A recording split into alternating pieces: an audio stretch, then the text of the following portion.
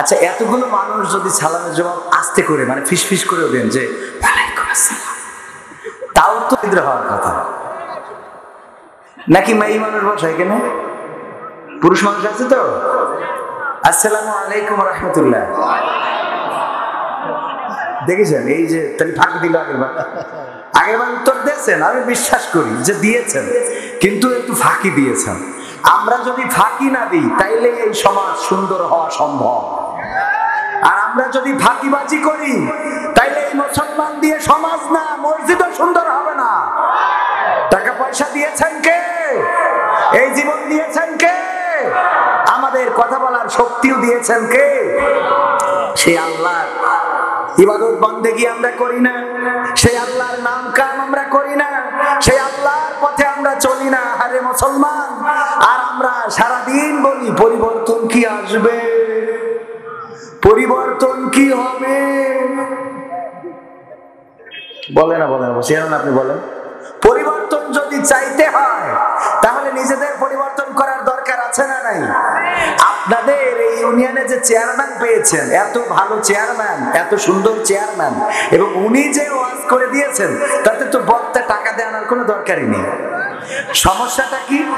আমার চেয়ারম্যান সাহেব যদি এই কথাগুলো সুর দিয়ে বলতেন, ভাইরা এই যুবকেরা এগিয়ে আসতে হবে, মাদক বন্ধ করতে হবে, এই যুবকেরা চাইলেই মাদক বন্ধ হয়ে যাবে, এই যুবকেরা চাইলে অন্যায় বন্ধ হয়ে যাবে, জমির আইল ঠেলা যাবে না, আর এই ধান আমন ধানের সময় আইল কাটা যাবে না, এই দায়িত্বগুলো পালন করে যদি চলতে পারেন, এহকালে শান্তি আর পরকালে মুক্তি। বলেন সুবহানাল্লাহ।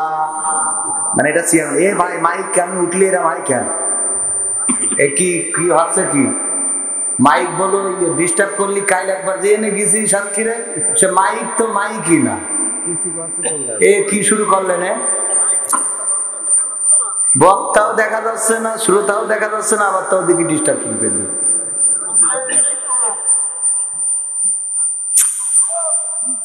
এরা কথা বলতে দেয় না। হ্যাঁ, মাইকিরা ইচ্ছা করে কিনা আমি জানি না।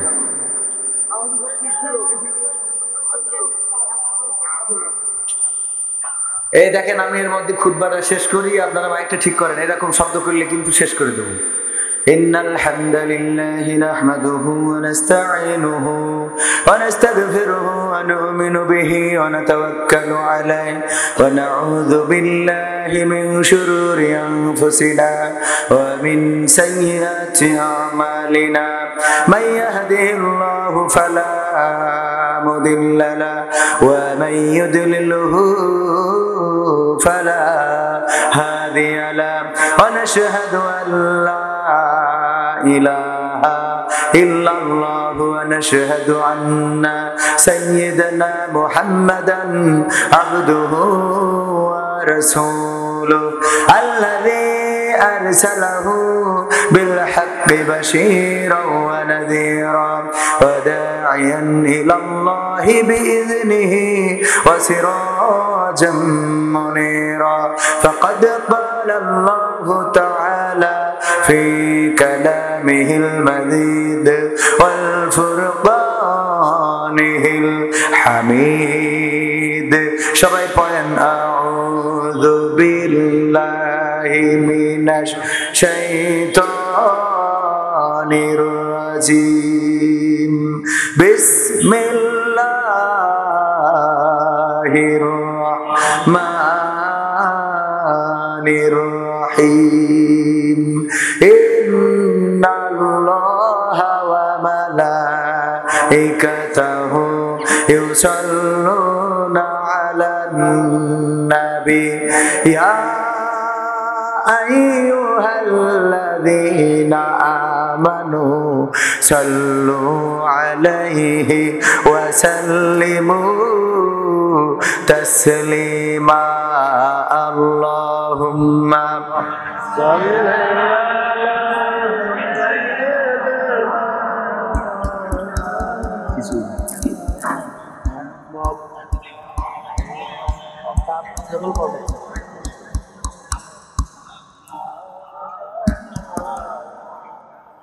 এসো হে রাসূল আবার আবার ফিরে আমাদের মাঝে রে নতুন করে খুদবা দিতে কাবার মিনার পরে আল্লাহুম্মা সাল্লি আলা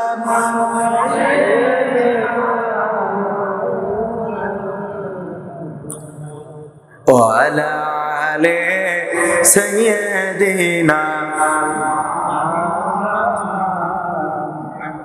নবীর নামে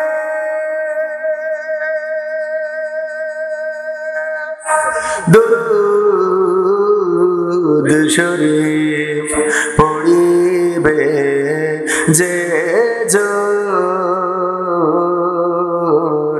তার জন্যে যে হারাম হবে জাহান্নামের আগুন আল্লাহুম্মা সাল্লি আলা সাইয়্যিদিনা মাওলানা মুহাম্মদ ওয়া আলা আলিহি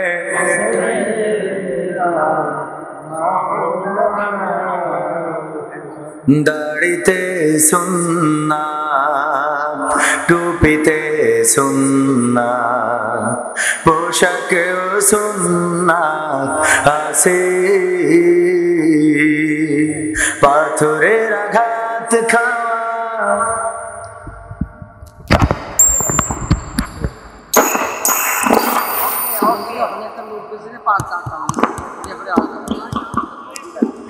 দাড়িতে সুন্নাত টুপিতে সুন্নাত পোশাকেও সুন্নাত আছে পাথরের আঘাত খাওয়া সেটা যে সুন্নাত কেন মনে হয় না তোমার কাছে কেন মনে হয় না তোমার কাছে নবীর প্রেমে তুমি দাওয়াতে তাবলীগ ধারণ করেছ বুকে সে তুমি আজ কেন জুলুমের প্রতিবাদে আওয়াজ তোলো না মুখে নবীর প্রেমে তুমি দাওয়াতে তাবলীগ ধারণ করেছ বুকে সেই তুমি আজ কেন জুলুমের প্রতিবাদে আওয়াজ তোলো না মুখে মেসওয়াক করো তুমি রোজ প্রতিদিন মেসওয়াক করো তুমি রোজ প্রতিদিন সেখানেও সুন্নাত আছে পাথরের আঘাত খাওয়া মাঝে মাঝে জেলে যাওয়া সেটা যে সুন্নাত কেন মনে হয় না তোমার কাছে কেন মনে হয় না তোমার কাছে মিলাদুন নবীতে বড় সোচ্চার তুমি নাকি দেখানো লোক সেই তুমি জানলে না আমার রাসূল ছিলেন সফল রাষ্ট্রনায়ক মিলাদুন নবীতে বড় সোচ্চার তুমি নাকি দেখানো লোক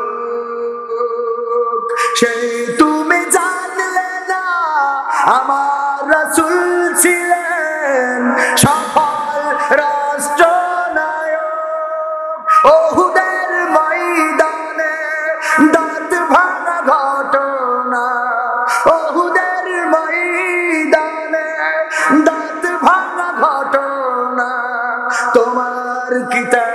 বলে কি আছে, পাথরের আঘাত খাওয়া, মাঝে মাঝে জেলে যাওয়া, সেটাও সুন্নাত। কেন মনে হয় না তোমার কাছে, কেন মনে হয় না তোমার কাছে। দাড়িতে সুন্নাত, টুপিতে সুন্নাত, পোশাকেও সুন্নাত আছে, পাথরের আঘাত খাওয়া, সেটা যে সুন্নাত। কেন মনে হয় না তোমার কাছে, কেন মনে হয় না তোমার কাছে। দাড়িতে সুন্নাত আছে না নাই?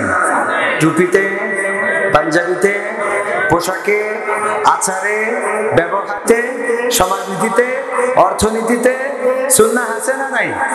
অর্থনীতিতেও সুন্নাত আছে।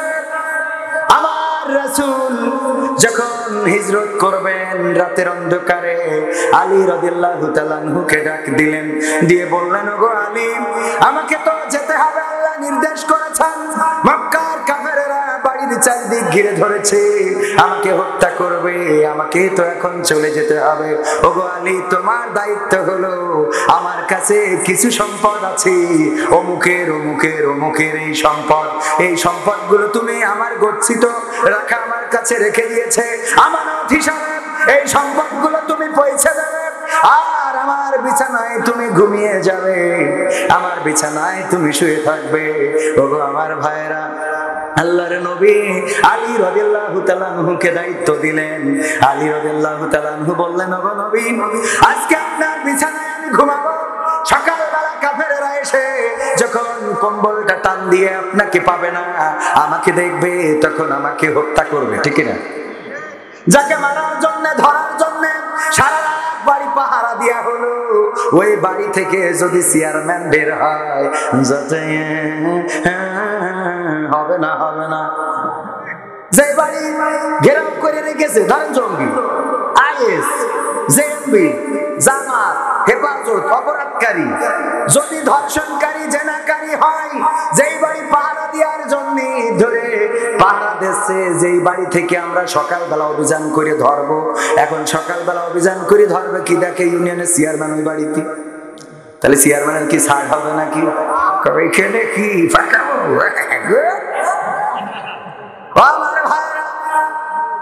আলী রাদিয়াল্লাহু তাআলা আনহু বললেন, যতই আমার বাবা আবু তালিব এই মক্কার নেতা হোক না কেন, সকালবেলা যখন আপনাকে পাবে না, তখন আমাকে হত্যা করবে। তবে ওগো নবী, আমি কথা দিচ্ছি, যদি বেঁচে থাকি, আপনার দেওয়া আমানত আমি প্রতিটা মানুষের কাছে পৌঁছে দেব। পরের দিন সকালবেলা যখন কাফেররা বাড়িতে ঢুকলো, কম্বলটা টান দিল, দিয়ে দেখলো আলী রাদিয়াল্লাহু তাআলা আনহু ঘুমানো।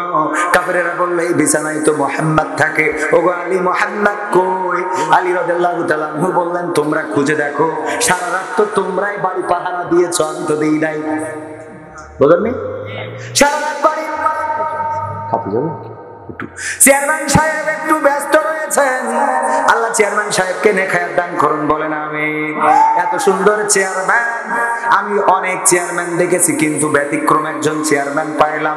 কোরআনের মাহফিলে শুধু বসেনি না, কোরআনের পক্ষে কথা বলেছেন। আল্লাহ এই চেয়ারম্যানকে নেখায়াত দিন, বলেন আমিন। আবার আমি দোয়া করে দিলে সমস্যা, দোয়া করে দিলে 5 বছর পরে যদি কাজ হয়ে যায়, তাহলে আমার আর মাহফিল করতে দেবে না। বলেননি, যে চেয়ারম্যান পাস করে ও বলে অমুক চেয়ারম্যানের পক্ষে দোয়া করে গেছে, কবির বিন সামাদের ঢুকতে দিয়া না।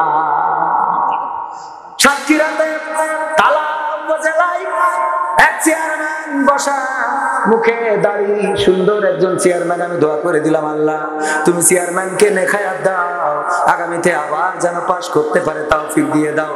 ও চেয়ারম্যান এইবার ফেল করে মরিয়েছে, আমার কি দোষ?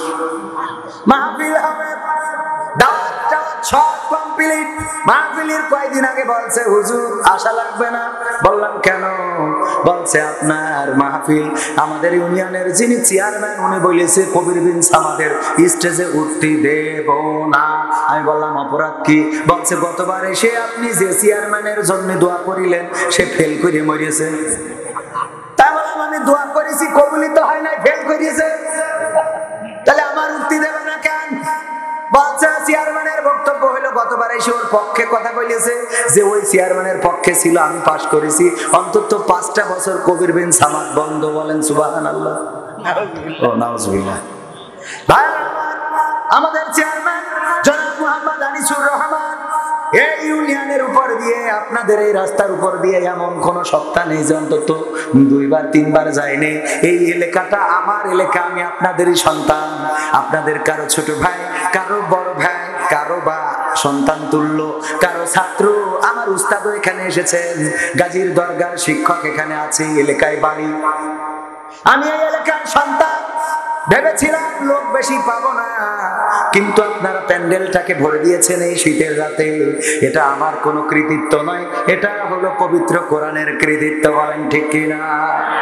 যারা দাঁড়িয়ে রয়েছেন আমি আপনাদের বসতেও বলবো না, কারণ আমি অনেক সময় দেখেছি দাঁড়ানো মানুষদের বসতে বললে চলে যায়। চলে অন্তত যেন না, যদি নাও বসেন দাঁড়িয়ে থাকবেন। এই কোরআনের মাহফিলে থাকলে সওয়াব আছে না নাই? কোরআনের মাহফিলে সওয়াব এবং সওয়াব শুধুমাত্র সওয়াব হয় না, বরং গুনাহও মাফ হয়ে যায়। বলেন সুবহানাল্লাহ। এখানে যতক্ষণ বসে থাকবেন, আমি উদাহরণ দিতে যেয়ে বলি, অনেকেই বলে জাতের করাত, নামের করাত, দামের করাত। এই করাতের বৈশিষ্ট্য কি? যেতেও কাটে, আসতেও, যাইতেও কাটে, আসতেও কাটে। আমার ভাইয়েরা, কোরআনের মাহফিলে যদি বসেন, এটা জাতের করাত। যতক্ষণ বসে থাকবেন আমল নামায় ততক্ষণ সওয়াব হতে থাকবে। ডান পাশের আমল নামায় সওয়াবটা ভারী হতে থাকে, আর বাম পাশের গুনার খাতা থেকে সগীরা গুনাহগুলো ঝরে যেতে থাকে। বলেন সুবহানাল্লাহ। আবার এই যে সুবহানাল্লাহ বললেন, আল্লাহর নবী সাল্লাল্লাহু আলাইহি ওয়াসাল্লাম বলেছেন, ওগো আমার সাহাবীরা শুনে নাও, ওগো আমার উম্মতেরা শুনে নাও, তোমরা তো জিকির আজগার করো না। আল্লাহ রাব্বুল আলামিন জিকির করতে বলেছেন, ফাযকুরুনি আযকুরকুম ওয়াশকুরুনি ওয়ালা তাকফুরুন। আমার আল্লাহ বললেন তোমরা আমাকে স্মরণ করো, আমিও তোমাদেরকে স্মরণ করব। কিন্তু আমরা স্মরণ করি নেইমারকে, স্মরণ করি মেসিকে, ডোনাল্ড ট্রাম্পকে, বাইডেনকে, আমরা স্মরণ করি অং সান সুচি, আব্দুল ফাত্তাহ আল সিসি, এমনকি অনেক নেতা কর্মী আছে তাদেরও স্মরণ করি, কিন্তু আল্লাহর স্মরণ আমাদের মাথার মধ্যে থাকে না। কথা কয় না? থাকে। আপনি যদি একবার সুবহানাল্লাহ বলেন, আল্লাহ রাব্বুল আলামিন আপনার আমলনামায় বিশ্ব নবীর হাদিস বুখারী শরীফের বর্ণনায় এসেছে, আপনার আমলনামায় আল্লাহ রাব্বুল আলামিন এত সওয়াব দান করেন, এই আসমানের উপরে জমিনের নিচে যত খালি জায়গা আছে ওই সমপরিমাণ সওয়াব আপনার আমলনামায় লিখে দেয়া হয়। এত বরকতময় মাহফিল শুধু তাদের ভাগ্যে জোটে না যারা জাহেলের অন্তর্ভুক্ত, যারা আবু লাহাবের অন্তর্ভুক্ত, যারা আব্দুল্লাহ বিন উমাইয়ের অন্তর্ভুক্ত, যারা ওই মক্কার আল্লাহ রাসূলের জামানায়ও ছিল। দেখবেন লম্বা জুব্বা পরা, পাগড়ি পরা, পাঞ্জাবি পরা, টুপি পরা আছে। ওদের মাহফিলে এসে শয়তানে কাটি করে, কয় চলো এক শুনতে হয়। শয়তানে নিয়ে যায়, কে নিয়ে যায়? আব্দুল্লাহ বিন উবাই উহুদের ময়দান থেকে শুধু নিজেই ফিরে থাকে নাই, কয়জনকে ফিরিয়ে রেখেছিলেন? কয়জনকে?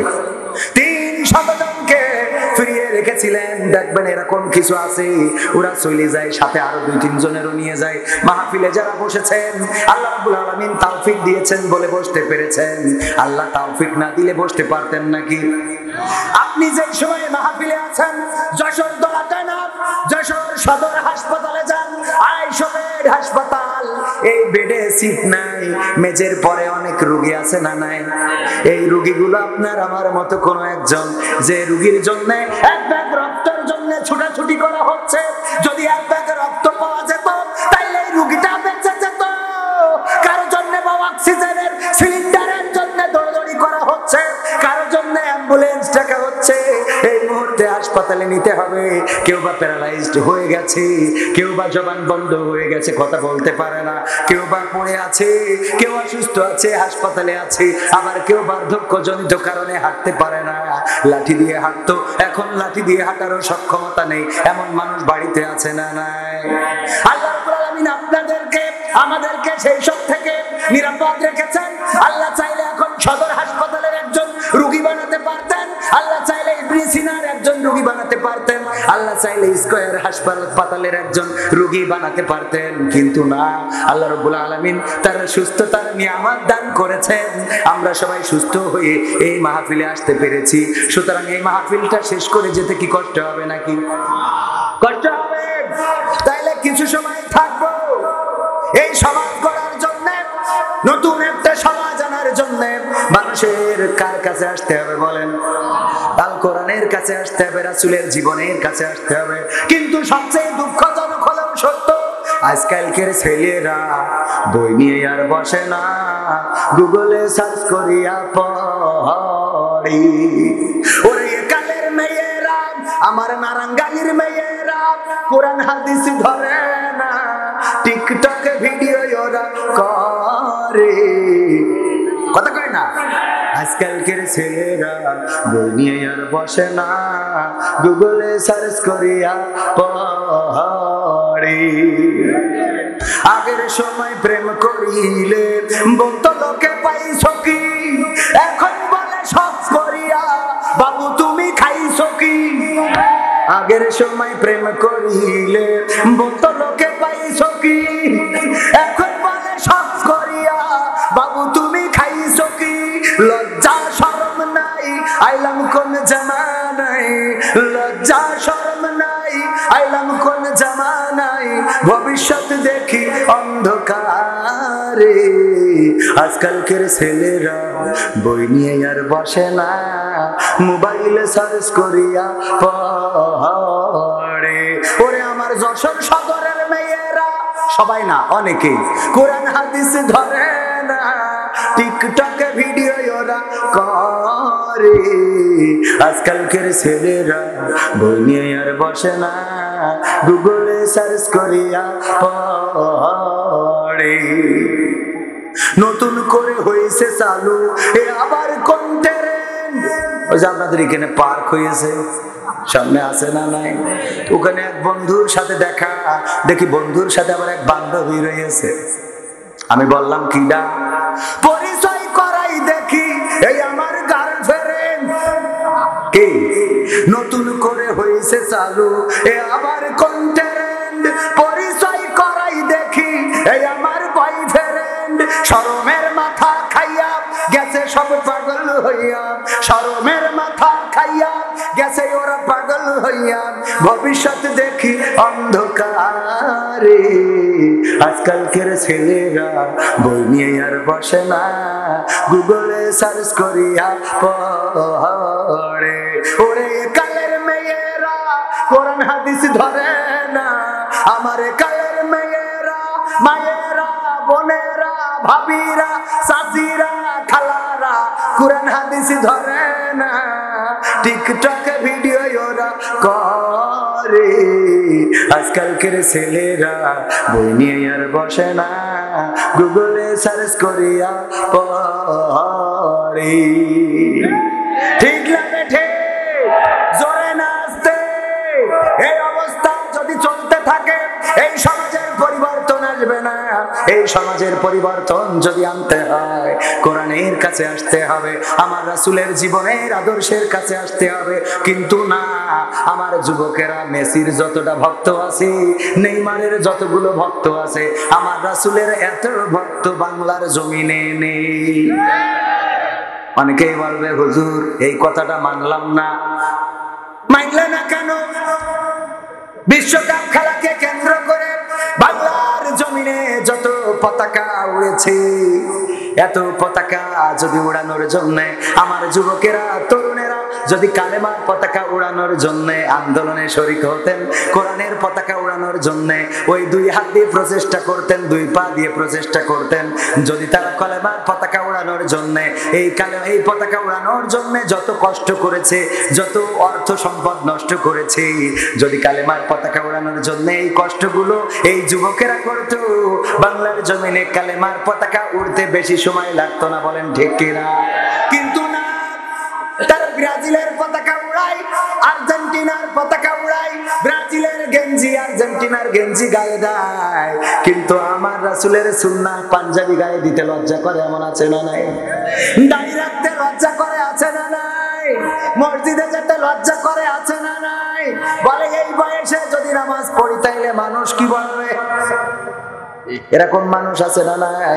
নামাজ পড়বে বুড়ো হলি, আবার কিছু বুড়ো মানুষ নামাজ পড়তে যায়, ওরা মুসাল্লি টানা তো দূরের কথা, আরো ঠেলে বের করিয়ে দেয়। ছেলে মিলে যদি কেঁচা তোর বাবার নাম কি, তোকে যদি নামাজই ভুল হয়ে যায়, নামাজ ভুল হয়ে যায়, ভুল হবে না কেন? পারা লাগবে তো। যৌবন কালে নামাজ শেখে নাই। আমি ইন্টারভিউ নিলাম, বলেন দেখি ইসলামের স্তম্ভ কয়টা? কয় দুইটা। আমি বললাম কি? বলছে মা বাবার খেদমত করা আর বিয়ে করা। এই হলো কি ইসলামের স্তম্ভ? মা বাবার খেদমত করা আর বিয়ে করা, এইটা নাকি ইসলামের স্তম্ভ? আমি বললাম পবিত্র কোরআনে কয়টা সূরা আছে? আমার ছুটিপুর বাজার আপনারা সবাই চেনেন, এটা তো ছুটিপুর রোড, ঠিক না? ছুটিপুর বাজারে আমি আমাদের ক্যামেরা নিয়ে ঘুরে বেড়ালাম আর জিজ্ঞাসা করলাম, বলেন দেখি পবিত্র কোরআনে সূরা কয়টা আছে? না, এটা কইতে পারে না। 100 জনে 90 জনই জানে না আল্লাহ রাব্বুল আলামিনের কোরআনে কয়টা সূরা আছে। আবার ওরা বলে হুজুর আইছেন ভালো কথা, রাজনীতির কথা কবে না। বুঝলেন? পবিত্র কোরআনে সূরা কয়টা কইতে পারে না। পবিত্র কোরআনে কোথায় কি বলেছে কিছুই জানে না। যদি জিজ্ঞাসা করেন, যদি বলেন যে তুমি কি সূরা ফিল পারো, কয় না, ফিলি ফেল মারিছি, ওটা পারি না। তাহলে পারো কোনটা? কয় আমি আলাম তারা কাইফা ফেলা পারবা না। যদি বলেন সূরা ইখলাস পড়তে পারো, কয় না, ওটা জীবনে শিখি নাই। তাহলে শিখি যাও কোনটা? কয় কুলু সূরাটা শিখিছি। কুলু সূরা পারি কিন্তু সূরা ইখলাস পারি না, এমন মুসলমান আছে না নাই? সালাম দেওয়া ওয়াজিব, পক্ষে কারা কারা সালাম দেওয়া ওয়াজিব? হাত তোলেন, দেখেন ক্যামেরা হয়ে যাচ্ছে, সালাম দেওয়া ওয়াজিব। সবাই হাত তুলেছেন, আমার স্টেজেও হাত তুলেছে, এবার হাত নামান। একটু পরীক্ষা হয়ে যাক, পরীক্ষা নিয়ে ভালো। সালাম দেওয়া সুন্নাহ, এই পক্ষে কিরা কিরা হাত উঁচু করে? একটু ডবল করে হাত তুলছে। আচ্ছা, দুইবারই কারা হাত তুলেছেন তারা হাত উঁচু করেন, দুইবারই হাত তুলেছেন। তাহলে ঠিক রে, কবরে যাওয়ার পরে যখন ফেরেশতা জিজ্ঞেস করবে তখন তালেম ঠিক নেই কলি হবে নাকি? ওখানে কি কোনো চালাকি থাকবে? একজন নাকি খুব চালাক ছিল, ছেলেদের বলতেছে, খোকা আমি মরে যাওয়ার পরে তোরা দয়া করে পুরনো কাপড়ের কাপড় দিয়ে আমার দাফন করবি। বলছে আপা পুরনো কাপড় দিয়ে? বলছে সারা জীবন লোক জানে আমি একজন বুদ্ধিজীবী, তো মরার পরেও যদি একটা বুদ্ধিজীবীর মতো কাজ না করি তাইলে তো হয় না। তো বলছে হয় না মানে? পুরনো কাপড় দিয়ে তুমি মরে যাবো, আমাদের তো একটা শখ করে যে বাপের অন্তত নতুন জানাজা কাপড়ের কাপড় দিয়ে মাটি দেবো। তা বলছে না, তুই পুরনো কাপড় ম্যানেজ করবি, কইরে পুরনো কাপড় দিয়ে আমার কবর দিই। বলছে আব্বা কেন? এটা অন্তত কয়ে যাও যে বুদ্ধি, তুমি তো বুদ্ধিজীবী, তোমার বুদ্ধির প্রকাশটা দেখাই যাও। বলতেছে দেখ, যখন ফেরেশতারা কবরে এসে জিজ্ঞেস করবে মান রব্বুকা ওয়া মান দীনুকা ওয়া মান নবিয়ুকা, আমি তখন তাল হারাই ফেলতে পারি, সারা জীবন তো ওই তালে চলিনি, হয়তো বলতে পারবো না। এই জন্য মুখের একটা বুদ্ধির আশ্রয় নেবো। কি বুদ্ধি? বলছে পুরনো কাপড়ের কাপড় দিয়ে যদি কবর দিস তাহলে ফেরেশতারা এসে যে জিজ্ঞেস করবে, বলবো কয়বার অ্যান্সার দেবো, কয়বার উত্তর দেবো তোমাকে? তো ফেরেশতারা বলবে কেন? বলো কাপড়ের কাপড় দেখে বুঝতে পারছাম না যে আমি কবে গেলাম? এখনো তোমার প্রশ্নের উত্তর নেওয়া হয়নি, কবার করিয়ে দেবো? বুদ্ধিজীবী এমন আছে না নাই? এই জন্য যদি বলা হয় ওয়াজিব কারা, ওরা হাত তুলেছে, আমার যদি বলা হয় না সুন্নত কারাওরা হাত তুলেছে, এত ওয়াজ শুনলাম গোটা জীবন ভর, কিন্তু সালাম দেওয়া যে সুন্নাহ, উত্তর দেওয়া ওয়াজিব, এইটা এখনো জানতে পারলাম না। আবার ওই চার দোকানে বসে বসে ফতোয়া দেবে, কবির বিন ছামাদের কেন নিয়েছে, ও তো একটা নাট্যকার, আর বিড়ি টানবে, কি করবে? হুজুর এই নিয়েছে, হুজুর হইল নাট্যকার, এই কি হলো? অথচ সালাম দেওয়া কি, এইটাই এখনো তাল ঠিক করতে পারে না। মাইন্ড করিও না, মানে আপনিও বেকায়দা করে ফেলেছেন। বইলেও মানে কি করবো, সামনের পরে কয়াই যায়, আমি করতে চাই না। আমি গাইব না গান রাজনীতি নিয়ে, করব না রাজনীতি, আমি বলবো না কবু কেউ কখনো করিয়াছে দুর্নীতি। আমি গাইব না গান রাজনীতি নিয়ে, করব না রাজনীতি, আমি বলবো না কবু কেউ কখনো করিয়াছে দুর্নীতি। আমি দশের ক্ষতি দেখেও মনে নেব না কোনো কষ্ট, আমি দেশের কথা ভেবে ভেবে আর করব না মাথা নষ্ট। আমি সোনার দেশে স্বাধীন বেশে ঘুরবো এখন থেকে, আমি কাঁদবো না কবু কখনো কোথাও পরের দুঃখ দেখে। তবে তো আমি পারবো হতে সুশীল নাগরিক, তাই তো আমার বিবেককে জানায় হাজার দিক। দেখ তোমায় দেখ, ও আমার সুশীল নাগরিক। আমি দেখবো না আর দু চোখ মেলে, হোক না যত ক্ষতি, আমি থাকবো খুশি মুক্ত থাকলে আমার চলার গতি। আমি দেখবো না আর দু চোখ মেলে, হোক না যত ক্ষতি, আমি থাকবো খুশি মুক্ত থাকলে আমার চলার গতি। আমি কান পেতে আর শুনবো না কবু মাজলুমানের কান্না, আমি প্রতিবাদী হয়ে বলবো না আর জুলুমটা থামান্না। জ্বলছে জনুক দেশের ভিটা, পুড়ে হোক সরকার, আমি চাইবো ভালো থাকি আমি, ভালো থাক পরিবার, তবে তো আমি পারবো হতে সুশীল নাগরিক। তাই তো আমার বিবেককে জানায় হাজার ধিক, ধিক তোমায় ধিক, ও আমার সুশীল নাগরিক। আমি মানবতার দ্বারে দেবতালা মেরে ফেলবো চাবি ছুড়ে, আমি মনের খুশিতে সকাল বিকাল বেড়াবো ঘুরে ঘুরে। আমি মানবতার দ্বারে দেবতালা মেরে ফেলবো চাবি ছুড়ে, আমি আনন্দে আমি মনের খুশিতে সকাল বিকাল বেড়াবো ঘুরে ঘুরে। আমি শোষণ দেখে ভাষণ দেব, বলবে চলছে বেশ, আমি বিপর্যয়ের মাঝেও বলবো উন্নয়নের দেশ। স্বাধীন দেশে পরাধীন রবে ভিন্ন মতের যারা, এসব দেখে এসব শুনে হব যে আত্মহারা, তবে তো আমি পারবো হতে সুশীল নাগরিক। তাই তো আমার বিবেককে জানায় হাজার দিক, দিক তোমায় দিক, ও আমার সুশীল নাগরিক। ঠিক না? আমি সুশীল হতে পারলাম না, আমি বাতাস বুঝে চলা শিখতে পারলাম না, তাই তো আমি বিদ্রোহী হয়েছি।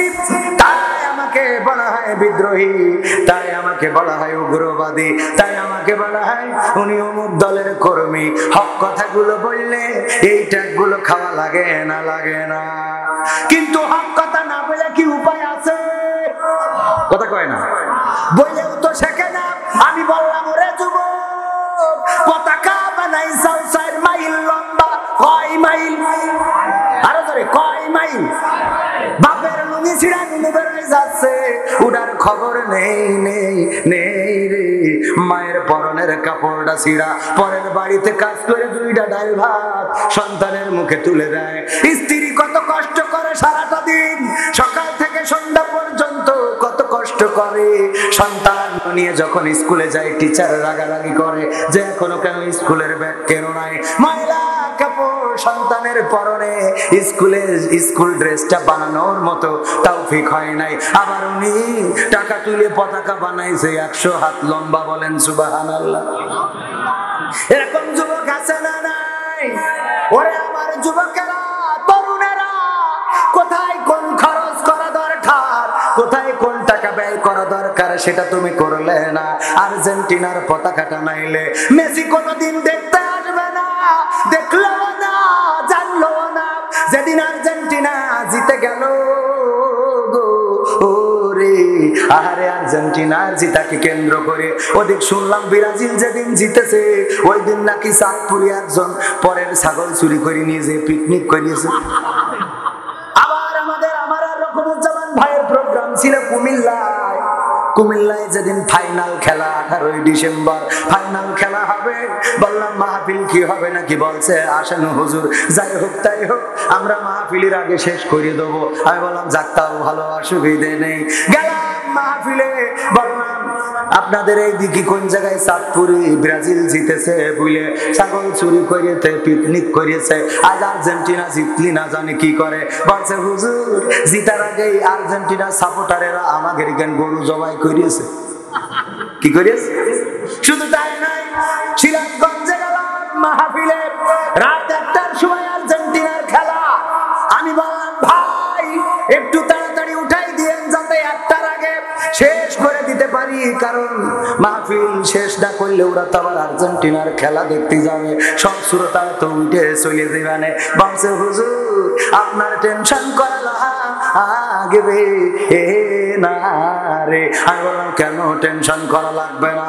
বলছে আমরা ঘোষণা দিয়ে দিছি, ওরে যুবকেরা, তরুণেরা, কিশোরেরা, ওরে মুসলমানেরা, তোমরা আইসো কোরআনের মাহফিলে, টেনশন করার কিছু নেই। হুজুর 1টার সময় শেষ করে দেওয়ার পরে আমরা যে মহিলাদের জন্য প্রজেক্টর ভাড়া করেছি ওইটাই নেই স্টেজে মেরিয়ে দেবো।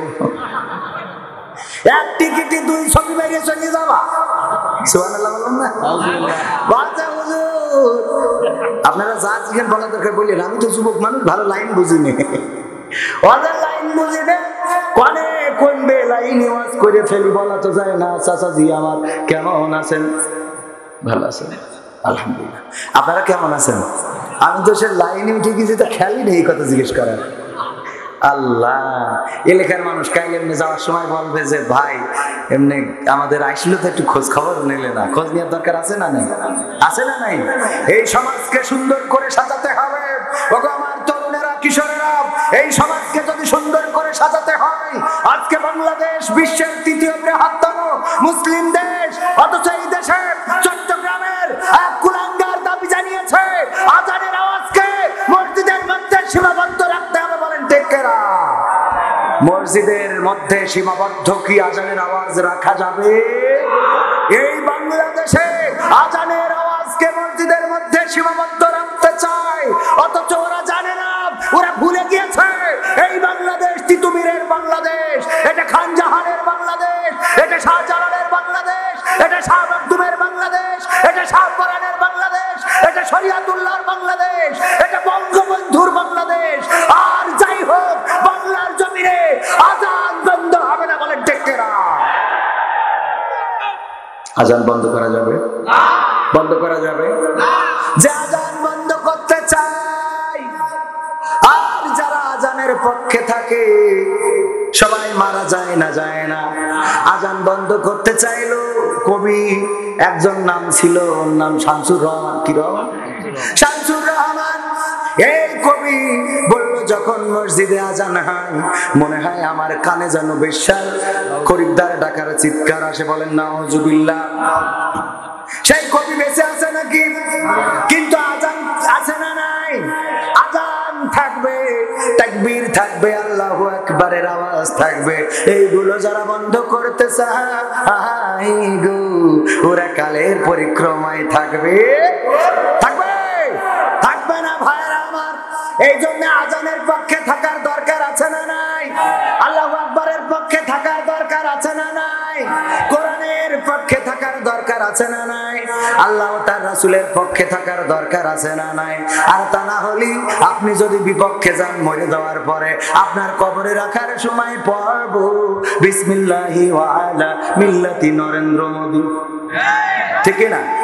আপনি যদি আমার রাসূলের দল না করেন, যদি আমার আল্লাহর কোরআনের পক্ষে না চলেন, মরার পরে রাসূলের দলে কি করে তুলে দিয়ে যাব? এই জন্য ইমামেরা সাবধান হয়ে যান। যে মানুষটা সারা জীবন রাসূলের দলে চললো না, রাসূলের পক্ষে কথা বললো না, যারা আল্লাহু আমি মাঝে মাঝে বলি, আপনি আল্লাহু আকবারের বিরুদ্ধে কথা কিভাবে বলেন, অথচ আপনার জন্মের সময় কানে আজানটা ফোঁকা হয়েছিল। প্রথম শব্দটা কি ছিল? প্রথম শব্দ কি ছিল? আল্লাহু আকবার। বাম ডান কানে আজান, বাম কানে ইকামত। এই কামাত আকামাত, এটার প্রথম শব্দ কি ছিল? আল্লাহু আকবার। আপনি প্রথম যে আওয়াজ শুনলেন সেটা আল্লাহু আকবার। আপনি সারাদিন প্রতিদিন ঘুম থেকে উঠে এবং ঘুমোতে যাওয়ার আগ পর্যন্ত আওয়াজ শোনেন আল্লাহু আকবার। এমনকি মারা যাওয়ার সময়, মারা যখন যায়, জানাজা যখন পড়ায়, তার জন্য জানাজায় শেষ শব্দ কি হয়ে যায়? আমি বলি, যারা আল্লাহু আকবারের বিরুদ্ধে, আমরা তাদের বেলায় বলবো হরে কৃষ্ণ। হ্যাঁ, তারপরে আমরা সানা পড়বো, তারপরে বলবো কৃষ্ণ কৃষ্ণ, তারপরে আমরা দুরূদ পড়বো, তারপরে আমরা বলবো রাম কৃষ্ণ, তারপরে আবার কি পড়বো? দোয়া, জানাজার দোয়া পড়বো, তারপরে যাইয়ে বলবো ওম শান্তি নমো নমো আসসালামু আলাইকুম রাহমাতুল্লাহ, আসসালামু আলাইকুম রাহমাতুল্লাহ। ঠিকই না? কারণ আল্লাহু আকবার তো তোমার ভালো লাগে না, কথা কয় না? আল্লাহু আকবার যার ভালো লাগে না, তার জানাজায় আল্লাহু আকবার উচ্চারণ আমরা করব, করা যাবে। অথচ আল্লাহু আকবারের বিরুদ্ধে যারা কথা বলে, গতকালকে মাহফিল পাটকেল ঘাটা একজন হিন্দু মানুষ, নাম হলো তাপস, আমাকে ফোন করে বলছে, তাপস দা, তার একটা স্বর্ণকারের দোকান আছে পাটকেল ঘাটায় বাজারে, তাপস স্বর্ণাকার না কি যেন, তাপস স্বর্ণের, যাই হোক ওই যার নাম থাকে সেইভাবে। এই তাপস ও আমাকে বললো, ভাই আমি আপনার ওয়াজের ভক্ত, আপনার আলোচনার ভক্ত, খুব বড্ড ভালো লাগে, যদি একটু যাওয়ার সময় আমার স্বর্ণালঙ্কারের দোকানে যদি একটু পদধূলি দিয়ে যান তাইলে অনেক কৃতজ্ঞ থাকবো। কিন্তু দুঃখজনক ব্যস্ততার কারণে হয়ে ওঠেনি। আমি যখন পৌঁছালাম, একজন যুবক মানুষ, ইয়াং মানুষ, সুদর্শন চেহারা, আমার ফোনেও ছবি উঠানো রয়েছে, এসে বলতেছে, ভাই আপনি আমাকে চিনবেন না, আমি আপনার বড় ভক্ত, আমার নাম তাপস, আমি আপনাকে ফোন করেছিলাম, আমি বুঝতে পেরেছি আপনি ব্যস্ততার জন্য আসতে পারবেন না, এই জন্য আপনার মাহফিলে আমি ছুটে এসেছি গো ভাই। আমি বুকের সাথে টেনে নিলাম, বললাম, ভাই এসেছেন, অনেক কৃতজ্ঞ, আপনি দাওয়াত করেছিলেন কিন্তু ব্যস্ততার জন্য যেতে পারি নাই। বলল, ভাই আমি কিছুই আনতে পারি নাই, আপনার জন্য ছোট্ট একটা হাদিয়া এনেছি, আশা করি এটা গ্রহণ করবেন। আজকে প্যাকেটটা খুলে দেখি, একটা হাজি রুমাল একজন হিন্দু মানুষ আমার জন্য এনে দিয়ে গিয়েছে। চাঁপাইনবাবগঞ্জে গেলাম, হঠাৎ করে একজন ইয়াং যুবক কয়েকজনের সাথে এসে বলছে, ভাই আমি মুসলমান হতে চাই। আমি বললাম, কেন, কোনো জায়গায় প্রেম করিসাও নাকি? যে প্রেমের টানে দড়ি ছিঁড়ে যায় রে, আছে না নাই? আমেরিকাতে তরুণী ঢাকায় কিসের টানে? কে টানে? তরুণীর বয়স কত? 54 বছর। কয় বছর? বিদেশতে আসলেই তরুণী হয়ে যায়। বিদেশতে আসলেই কি দেখবেন, পত্রিকার নিউজ, টেলিভিশনের নিউজ, প্রেমের টানে মালয়েশিয়ান তরুণী বাংলাদেশে, প্রেমের টানে অস্ট্রেলিয়ান জার্সি বাংলাদেশে, প্রেমের টানে আমেরিকার কুত্তা বাংলাদেশে, এমন প্রেমের টান ধরে গো ওদের। আবার নিউজ লেখে কি, তরুণী তরুণী তরুণী, অথচ দেখা যায় দাঁত পড়ে গেছে, নতুন করে আবার দাঁত লাগাইছে, দাঁত পড়া তরুণী। এইগুলো সব তরুণী, এই তরুণীগুলো প্রেমের টানে দড়ি ছিঁড়ে বাংলাদেশে আসে। আর বাংলাদেশের মানুষেরও প্রেমের টানটা কত বড়, আমেরিকা, ইউরোপ, লন্ডনে টেনে নিয়ে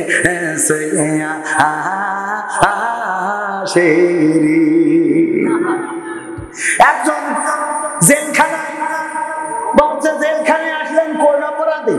মানে আপনি না, ওই জেলখানায় যে বলছে, জেলখানায় আসলেন কোন অপরাধে? বলছে, ভাই আর বললো না, আমি একটা দড়ি চুরি করিলাম।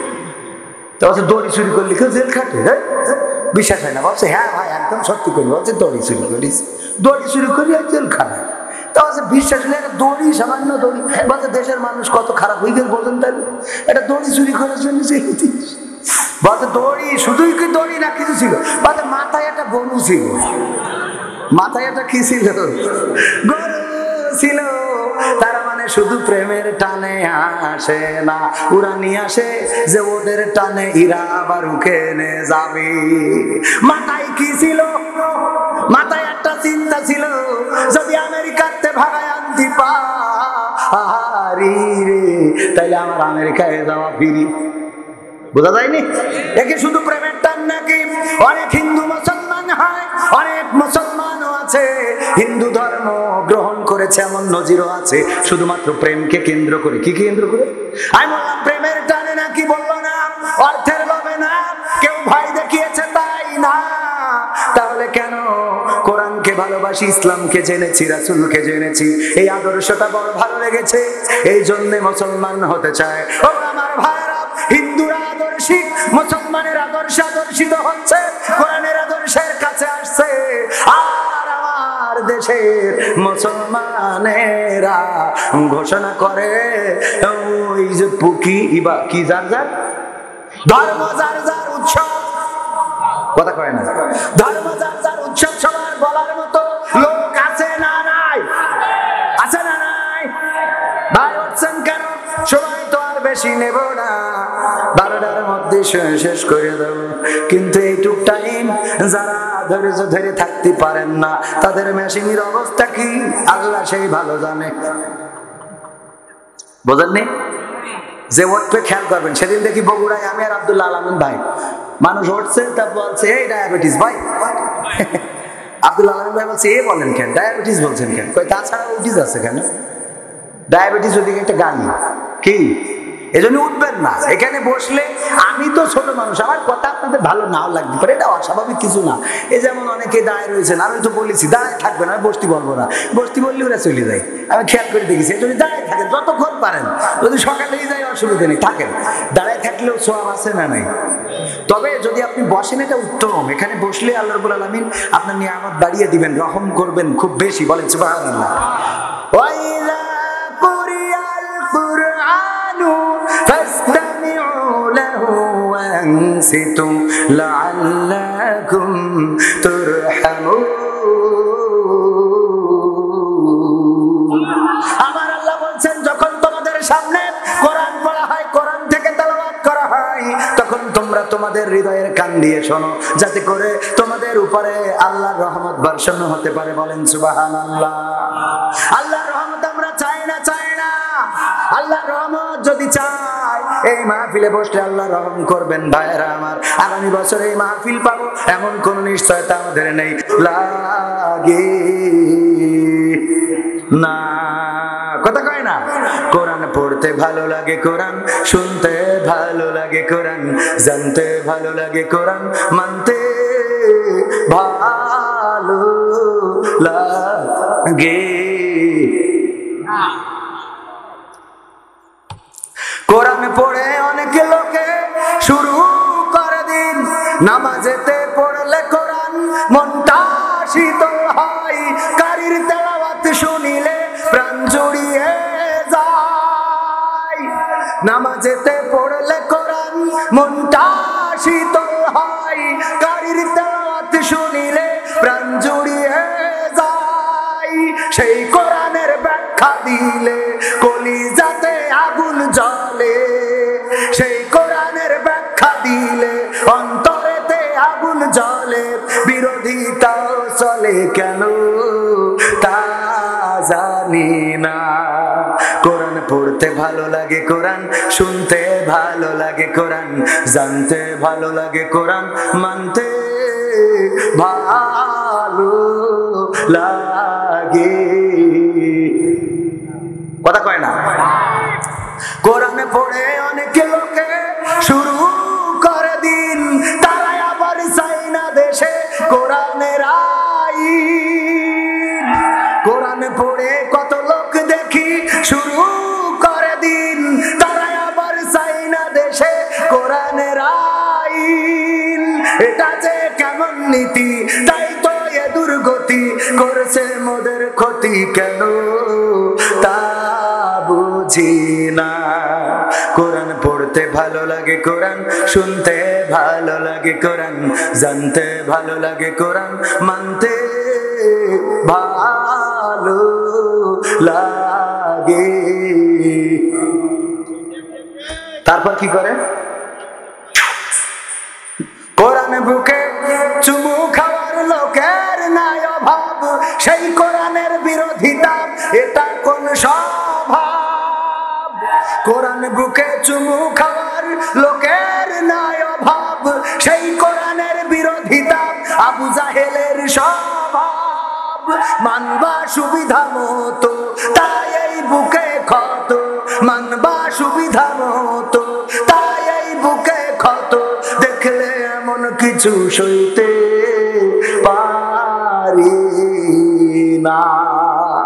কোরআন পড়তে ভালো লাগে, কোরআন শুনতে ভালো লাগে, কোরআন জানতে ভালো লাগে, কোরআন মানতে ভালো লাগে। এরা মানুষ আছে না নাই? এই মানুষ শুধু কি পুরুষ না নারীরাও? নারীরাও আছে। ওরে বাবা, প্রতিদিন বিকেলে কোরআন শেখে, বুকি কোরআন ধরে নিয়ে কারিয়ানা পড়তে যায়। গ্রামে হুজুরেরা এসে পড়ায় এমন জায়গা আছে না নাই? আবার সকালবেলা লিপস্টিক মেরে আবার এরকম করে না, করে না? এইগুলো করে আবার নারাঙ্গালি বাজার, যশোর সদর বিভিন্ন জায়গা ঘুরে বেড়ায়, আছে না নাই? এখন দেখি নারীরা রাত হয়ে গেলেও বাজারে, আর এত পরিমাণ বাজারে পুরুষের জায়গা নাই, নাই রে। ঠিক না বেঠে? আর পুরুষরাও হয়ে গেছে এখন কুচ্চা মুরগির মতো। ওদের তো এখন হয়ে গেছে এমন যেন নারী আর স্ত্রী নেই, ওরা হয়ে গেছে এখন স্বামী। এত কথা কও কেন? ঠিক আছে, ঠিক আছে, এক থালায় বসায় রাখে, আছে না নাই? আমার মা বোনেরা, স্বামীদের সাথে খারাপ আচরণ করা যাবে না, খারাপ ব্যবহার করা যাবে না, তাদের চেয়ে গলার আওয়াজকে বড় করা যাবে না। আবার এখন অনেকেই স্বাবলম্বী হয়েছে, ওরা স্লোগান দেয়, শাক ভাত খাবো না, কুড়ে ঘরে থাকবো না, বর্ষা বাদল মানবো না, স্বামীর কথা শুনবো না, এনজিওর অফিসার যাই বলবে প্রাণ থাকিতে ফেলবো না। এমন আছে না নাই? বাড়ি স্টার জলসা ডিশ লাইন না থাকলেও স্বামীর ঘর করবে না, আছে না নাই? স্টার জলসা জি সিনেমায়, স্টার জলসা জি সিনেমায় জ্বলছে বাংলাদেশ, হিন্দি সিরিয়ালে আমার নারাঙ্গালির মা বোন করলো শেষ। ঠিক না বেঠে? এই যে ভয়তে অনেকেই ঠিক করছেন, যে এখানে যদি ঠিক কই তাহলে বাড়ি গেলি ধরবে। ঠিক বললে কেন তুমি? এত বড় স্পর্ধা তোমার? কে সাহস দিয়েছে তুমি ওখানে ঠিক বললে কেন? এরকম আছে না নাই? হ্যাঁ আছে। মানে কি? একবার এক রাজা বলতেছে যে তোমরা এই আমার রাজ্যে যারা বোর কথা শোনো না তারা এক পাশে যাও, খেলা হবে। কে খেলা হবে? যারা বোর কথা শোনো না এক পাশে যাও, খেলা হবে। আর যারা বোর কথা শোনো তারা এক পাশে যাও। সবাই চিন্তা করছে আমি শুনি, আমি শুনি, আমি শুনি, এই চিন্তা করে সবাই এক পাশে চলে গেছে। অনলি ওয়ান পিস আর এক পাশে, একজন কি এক পাশে। রাজা বলছে তাও অন্তত মান-ইজ্জত থাকলো যে আমার রাজ্যে অন্তত একজন তো আছে যে বোর কথা মতো চলে না, মানে বোর কথা শোনে না, নিজের মত মতো চলে, বউকে এত প্রাধান্য দেয় না। তো বলছে না রাজা মশাই, ঘটনা ওটা না। বলছে ঘটনা কি? বলছে ঘটনা হলো বাড়িতে আসার সময় বেগম বললো যে যে পাশে লোক বেশি হয়ে যাবে ও পাশে তুমি যাবা না, যে পাশে লোক বেশি হয়ে যাবে ও পাশে তুমি যাবা না। তার মানে ও কি আমলের পরে রয়েছে? এখন কের পরে? আমলের পরে। আবার এই পুরুষগুলো নিজেরা নামাজ পড়ে না, নিজেরা চায়ের দোকানে রাত 12টা পর্যন্ত চা মারবে, আর ওই কি শাহরুখ খানের ছবি দেখবে, তারপরে শাকিব খান, পরিমণি, তারপরে বুবলি, এদের বাচ্চা কাচ্চা কোন থেকে ঘরছে। আবার ইন্দুর ডাকা শুরু করলো কেন ভাই? সময় আর বেশি নেই, অল্প সময়ের মধ্যে শেষ করে দেব ভাইয়েরা আমার। চার দোকানে সারাদিন বসে আপনি ওই স্টার জলসা নামে যে কি ছবি টবি মারবেন, বুবলি মারবেন, আর বউ স্টার জলসা মারবেন না, তা কি হয়? কথা কয় না। আপনি যে তার পর্দার মধ্যে রাখবেন, আপনি নিজেই তো পর্দা করেন না, আপনার চোখে আপনার বউ ভালো লাগে না, আবার আপনি কি করেন, ওই সবদুলির বউ আব্দুলির বউ ওদের ভালো লাগে আছে না নাই? নিজের বউর সাথে কথা বলে তুই তামারি করে, নিজের বউর সাথে কথা বলে কি করে, কি করে তুই তো ভাত দে, এই কর, ওই তাই কর। আর মকসদের বউর সাথে হ্যাঁ তোমাকে আজকে অনেক সুন্দর লাগছে, অনেক ভালো লাগছে। হ্যাঁ, যুবকেরা জবাব দিয়েছে এরাও কম খাটাস না, এরা যে খাটাস, এরা বিয়ের আগের তে, আরে বাবা যার সাথে কয় তোমার চোখ দিয়ে আমি আমেরিকা দেখতে পাই, ওরে সোনা পাখি, কয় তুমি এসেছো বলে পৃথিবী এত সুন্দর হয়েছে, তুমি এসেছো বলে আকাশ এত নীল, তোমাকে নিয়ে আমার খেলা হবে। বলে না, বলে না, পানের শেষ নেই। এই যে আপনাদের এখানে পার, এই যে পার্ক করেছে, ওখানে একবার প্রায় খোলা থাকলে আমি নিজে চোখে দেখি, আপনাদের চোখে পড়ে না? এই যে পান মারে, কয় তোমার আমার আমেরিকায় যাওয়া লাগবে না, লন্ডনে যাওয়া লাগবে না। কেন? কয় তোমার চোখের দিকে তাকালে আমি আমেরিকা লন্ডন দেখি, তোমার চুল যেন চুল নয়, এ যেন কেউ টললে পান দিতে দিতে, আরে তুমি এসেছো বলি পৃথিবী এত সবুজ, তুমি এসেছো বলি রয়্যাল বেঙ্গল টাইগার এত ভয়ঙ্কর, আছে না নাই? পান মারে একজনের, এই পান মারার আবার অনেকের একটু বেলাইনের পাম আছে, সেটা হলো একজন মানি ব্যাগে তার স্ত্রীর ছবি রাখে। কার ছবি? কথা কয় না, এরকম আছে না নাই? আমার মানি ব্যাগও আছে, আমার বেগমের ছবি আছে। তো স্ত্রী বলছে তুমি মানি ব্যাগে এত যত্ন করে আমার ছবিটা রেখে দাও, বড্ড ভালোবাসো তাই না? তো বলছে বাসি মানে কি, অনেক ভালোবাসি। তা বলছে তা এই যে মানি ব্যাগে যে ছবি রাখো তোমার কি কোনো উপকার হয়? তা বলছে তো উপকার হয় না, আমি যখন বিপদে পড়ি আমি তখন তোমার এই মানি ব্যাগটা বের করি, আমি তোমার ছবিটার দিক তাকাই, তাকালে আমার সেই বিপদটা হালকা হয়ে যায়। তা বলছে কি খুশি আমার যে লাগছে আজকে, আর আমি তোমার সাথে কত দুর্ব্যবহার করি, আমি আসলে ভুল হয়ে গেছে। একটা কথা বলো, আসলে তোমার এই যে আমার ছবি দেখে তোমার বিপদ হালকা হয়ে যায় কিভাবে? তা বলছে বিপদ হালকা হয় কিভাবে, ধরো খুব বিপদে পড়ে গেছি, হঠাৎ মানি ব্যাগ থেকে যখন তোমার ছবিটা দেখি তখন মনে হয় ইয়ার কি বিপদ, বড় বিপদ তো বাড়ি আছে, বড় বিপদ কনে বাড়ি, তখন ওই বিপদ আর কিছু মনে হয় না, ওইটা ছোট হয়ে যায়। হারামি রে, আমি তাহলে এর খেদমত করেছি সেই দিন, আছে না নাই? ও আমার ভাইরা, হিকমত করে চলবেন, হিকমত করে চলা ছাড়া উপায় নেই। কারণ আমার মা বোনেদের খুশি করার কোনো লাইন নেই। অনেক মা বোন আছে খালি শুধু পড়ে পড়ে কয় অমুখের বউ দেখো কত সুন্দর শাড়ি পরিয়েছে, অমুখের বউ পালঙ্গ কিনেছে, অমুখের বউ ড্রেসিং টেবিল কিনেছে, অমুখের বউ ফ্রিজ হয়েছে, অমুখের বউ অমুক এই কিনে দিয়েছে, 3 পিস কালারটা দেখো, শাড়ি কিনে দিয়েছে কি সুন্দর কালার, আর তোমার আল্লাহ দুটো চোখ না মার্বেল দিয়েছে, যা কেন তা পরা যায় না। আছে না নাই? আছে না নাই? তুমি যা কেন তা পরা যায় না। খালি তো এক হুজুর আমার সাথে বলছে ভাই আমি একটা বুদ্ধি করলাম, যে আমার স্ত্রী সারা জীবন খালি কয় তোমার ওই বন্ধুর বোর শাড়িটা দেখো কত সুন্দর, তোমার বন্ধুর বোর বোরখাটা দেখো কত সুন্দর, তোমার বন্ধুর বোর ওই সিরিপিটা দেখো কত সুন্দর, আর তুমি যা কেন তা কি পরা যায়, তোমার আল্লাহ চোখ দিনই দুটো পাথর, জীবনে কিছু দেখতে দিনই, এই সেই অকম্মা, মানে যা মন চাই তাই বলে। তা আমি বুদ্ধি করে একটা শাড়ি কিনলাম, কিনে নিয়ে যাই ডাইনিং টেবিলের পরে রাখলাম, রেখে বললাম স্ত্রী খাতি দাও, খুব খিদে লেগেছে। আমি কিছু করিটই নি তো খাতি দিয়ে খালি আর চোখি তাকাচ্ছে যে শাড়িটা কার, শাড়িটা বলতো সাহস পাচ্ছে না, পরে এক ফাঁকে বলতে শাড়ি কার, বাচ্চা বললেন আমার ওই বন্ধু কিনেছে বোর জন্য, দেখো কত সুন্দর তোমার বন্ধু কিনেছে, আর তুমি যা কেন তা কি পরা যা, এত সুন্দর তোমার তো কি কোনোদিন এইটা হইল না, আমি কিছু আর বিয়ে করি বিপদ। এইগুলো যেই বলিয়েছে, বলার পরে বলছে আমি চিন্তা করলাম যে তাইলে মনে হয় শাড়িটা পছন্দ হয়েছে। আমি খাওয়া দাওয়া শেষ করি, বললাম স্ত্রী শাড়িটা কি তোমার পছন্দ হয়েছে? তা বললি পছন্দ হয়েছে তো তুমি কেন?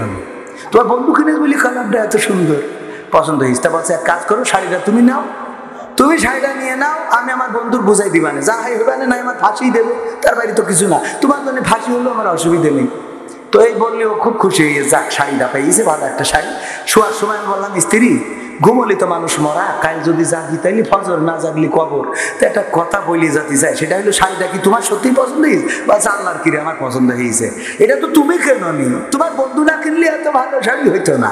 তা বলছে যে আসলে একটা সত্যি কথা বললেই মরতে চাই, যদি আজকে মরে যায় বলা যায় না। তা তুমি বিশ্বাস করো, আমি তোমাকে ভালোবেসে আমি নিজে চয়েস করি পকেটের টাকা দিয়ে শাড়িটা কিনে নিয়ে আইছি। তা বাচ্চা তাহলে রং থাকবে না, বাচ্চা তাহলে রং থাকবে না, কারণ তুমি কিনলে তাতে রং থাকার কথা না, বলেননি? মানে কোনো পালি সাইজ করা যায় না এমন নারী আছে না নাই?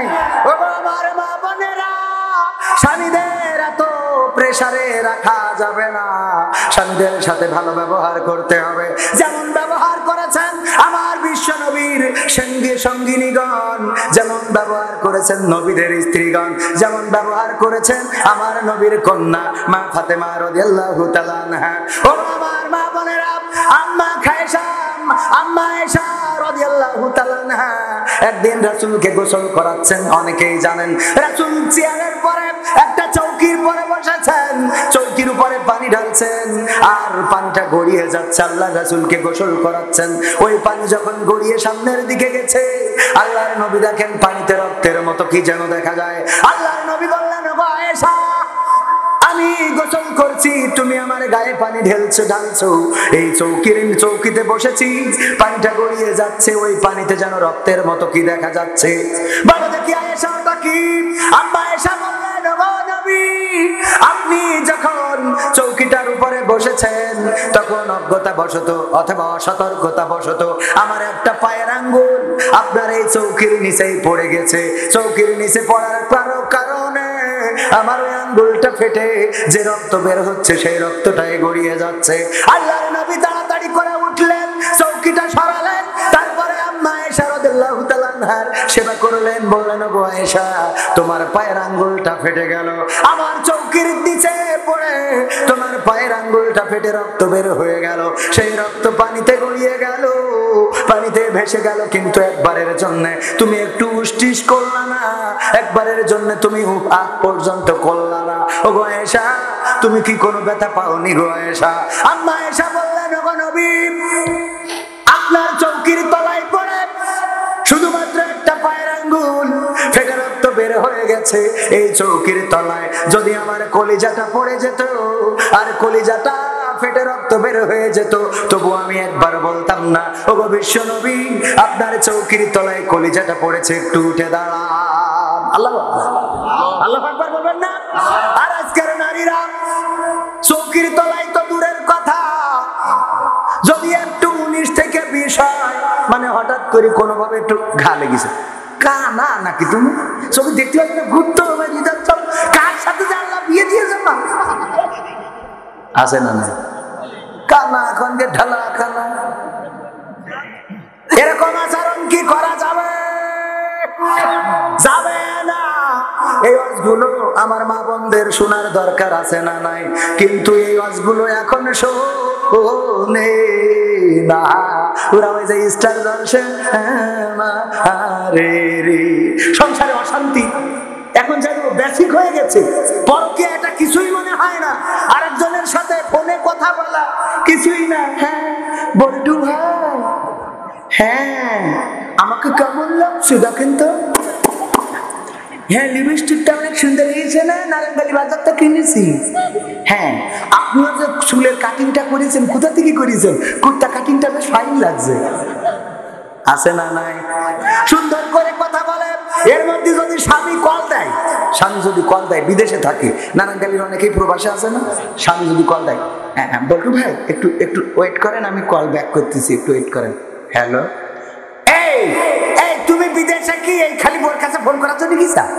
হ্যাঁ খালি কল এত কলে কিছু জন্য, এত যদি কল দিতে হয় তা বিদেশ যা দিয়েছ কিসের জন্য?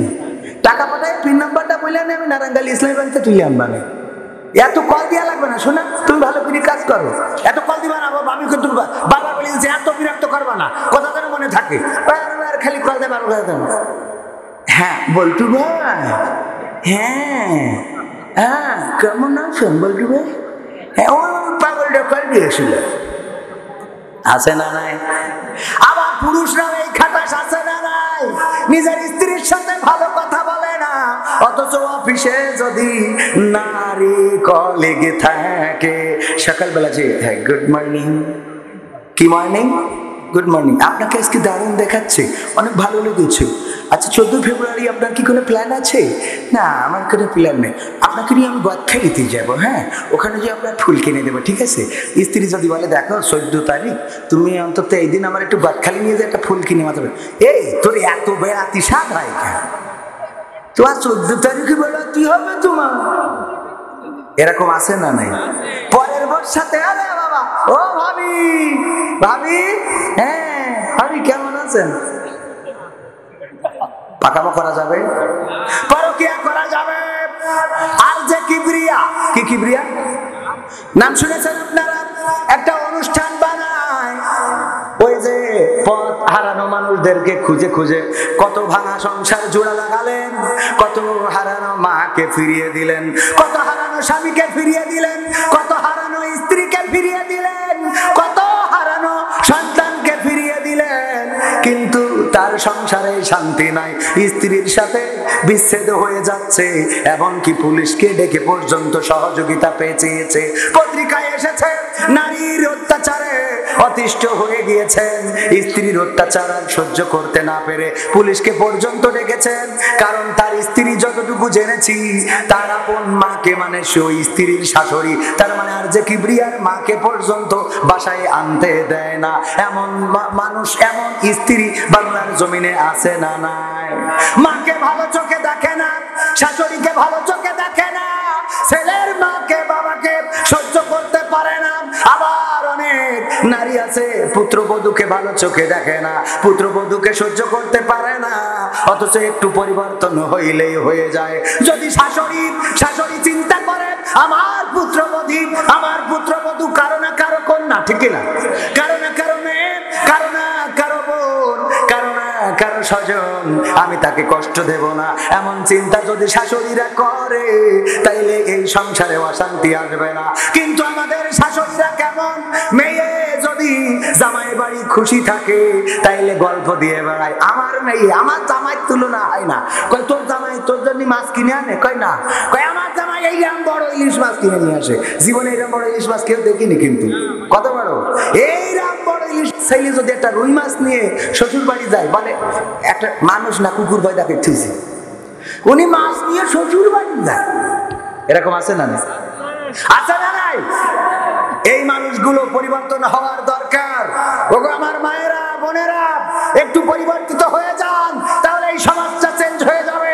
আর যে কিবরিয়া কত মানুষের সংসারে জোড়া লাগালেন, অথচ নিজের সংসারে এত বড় অশান্তি নিয়ে বসবাস করেন, যেটা ভাষায় প্রকাশ করার মতো নয়। ওগো নারীরা, মায়েরা, বোনেরা, এই চেহারা চিরদিন থাকবে না, এই সৌন্দর্য থাকবে না। একদিন সোজা মানুষটা কুজা হয়ে যাবেন, একদিন আপনার চোয়ালে ভাঁজ পড়ে যাবে, আপনার সুন্দর চেহারার দিকে মানুষ তো দূরের কথা কুকুরও তাকাবে না, ঠিক না? ও পুরুষদের দিকে তাকাবে নাকি? পুরুষরাও যখন বুড়ো হয়ে যাবে তখন তাদের কথা শোনার মতো মানুষ পাওয়া যাবে না, ঠিক না? ঠিক। কি হবে বেঁচে থেকে অযথা বিদ্যা শিখে যদি না গড়তে পারি শোষণবিহীন সমাজটাকে? কি হবে বেঁচে থেকে, কি হবে ছাত্র সেজে চুমু খেয়ে সনদ খানা যদি হয় বিদ্যালয়টা বুবলিদের আড্ডাখানা? কি হবে ছাত্র সেজে চুমু খেয়ে সনদ খানা যদি হয় বিদ্যালয়টা পরিমণিদের আড্ডাখানা? এর চেয়ে মরাই ভালো, দেশ ছেড়ে যাওয়াই ভালো, এর চেয়ে মরাই ভালো, দেশ ছেড়ে যাওয়াই ভালো। কি হবে ধোঁকা দিয়ে বিবেকটাকে, কথা কয় না? কি হবে ধোঁকা দিয়ে বিবেকটাকে, কি হবে বেঁচে থেকে অযথা বিদ্যা শিখে যদি না গড়তে পারি শোষণবিহীন সমাজটাকে, কি হবে বেঁচে থেকে। কি হবে যুবক নামের বোঝা হয়ে এই ধরাতে, যেখানে মা বোনেরা ধর্ষিতা হয় দিনে রাতে। কি হবে যুবক নামের বোঝা হয়ে এই ধরাতে, যেখানে মা বোনেরা ধর্ষিতা হয় দিনে রাতে। যৌবনের সার্থকতা ঘুচিবে সকল ব্যথা, যৌবনের সার্থকতা ঘুচিবে সকল ব্যথা। পারো যদি বলি দিতে মানুষরূপী পশুটাকে, পারো যদি বলি দিতে মানুষরূপী পশুটাকে, কি হবে বেঁচে থেকে অযথা বিদ্যা শিখে যদি না গড়তে পারি শোষণবিহীন সমাজটাকে, কি হবে বেঁচে থেকে। কি হবে লেখালেখি কলমবাজির ওই মহড়া, সমাজের আসল চিত্র যদি না যাই তুলে ধরা। কি হবে টিভি চ্যানেল সাংবাদিকের এই ক্যামেরা, সমাজের আসল চিত্র যদি না যাই ভিডিও করা। যদি ওই ঘুষের বলে কলমটা উল্টো চলে, যদি ওই হ্যালো কলে ক্যামেরা উল্টো বলে, তবে কি যাবে রোখা দুর্নীতিকে? যাবে যাবে। এই ওই যে কয়েকজন উঠছেন দুই একজন করে, আমরা তো শেষ করে দেবো, শেষ পর্যায়ে চলে এসেছি। এখন অনুরোধ রয়েছে প্রবাসীদের নিয়ে একটা গান, বাবাকে নিয়ে একটা গান, আরো একটা রিকোয়েস্ট কি যেন তাবলিগ জামাত নিয়ে একটু কথা বলা হয়েছে। বিশ্ব ইস্তেমা হচ্ছে, আপনারা জানেন কিনা? সেখানে যাওয়ার দরকার আছে না নাই? সেখানেও যাওয়ার দরকার আছে। তাবলিগ জামাত এই বাংলাদেশে অনেক খেদমত করছেন, খুব ভালো খেদমত করছেন। অরাজনৈতিক একটা সংগঠন, মানুষকে রাজনীতির দিকে ডাকে না, মানুষকে নামাজের জন্য ডাকে। তাবলিগ জামাতের দর্শন হলো মসজিদ হলো একটা হাসপাতাল। মসজিদ কি? একটা হাসপাতাল, চিকিৎসালয়। সেখানে অসুস্থ রোগী, যারা মাদকাসক্ত, যারা জেনাকার, যারা মদকার, যারা ধর্ষণকারী, যারা সন্ত্রাস, খুনি, বদমাইশ, চোর, ছিনতাইকারী, লুটতরাজকারী, ওদেরকে নিয়ে এসে যদি মসজিদমুখী করা যায় তাহলে সেই ব্যক্তি এসব থেকে ফিরে থাকবে। এটা হলো তাবলিগ জামাতের অনেক বড় একটা দর্শন, এবং এই নীতিতে কাজ করে যায়, এবং এই নীতিতে ফল পাচ্ছে না। অনেক দাড়ি কাটা মানুষ তাবলিগে একটা চিল্লা দিয়ে এসে দাড়ি রেখে দেয়, এমন আছে না নাই? কত বেনামাজি তাবলিগ জামাতের খেদমতে নামাজি হয়ে গেল, কত বেরোজাদার তাবলিগ জামাতে যে রোজাদার হয়ে গেল, কত বেআমলকারী বদামলকারী তাবলিগ জামাতে যে দিনের পথে কোরআনের পথে আমলকারী হয়ে গেল। এমন অনেকে আছে তাবলিগের খেদমতে নামাজ শিখেছে, রোজা রাখা ধরেছে। যদিও তাবলিগ জামাত অনেকেই বলেন পূর্ণাঙ্গ ইসলামী সংগঠন, পূর্ণাঙ্গ নয়, তাও তো তাবলিগ তাদের মধ্যে রয়েছে, কিন্তু রাষ্ট্র কায়েমের জন্য যে সংগ্রাম করা দরকার সেটা তাদের মধ্যে নেই। সেটা থাকুক আর না থাকুক, যে কাজগুলো করে যায় সেগুলো ভালো না মন্দ, এই ভালো কাজ করার দরকার আছে না নাই? এই ভালো কাজের নাম আমলে চলে। কি আমলে চলে করার জন্য তাগিদ করেছেন কে?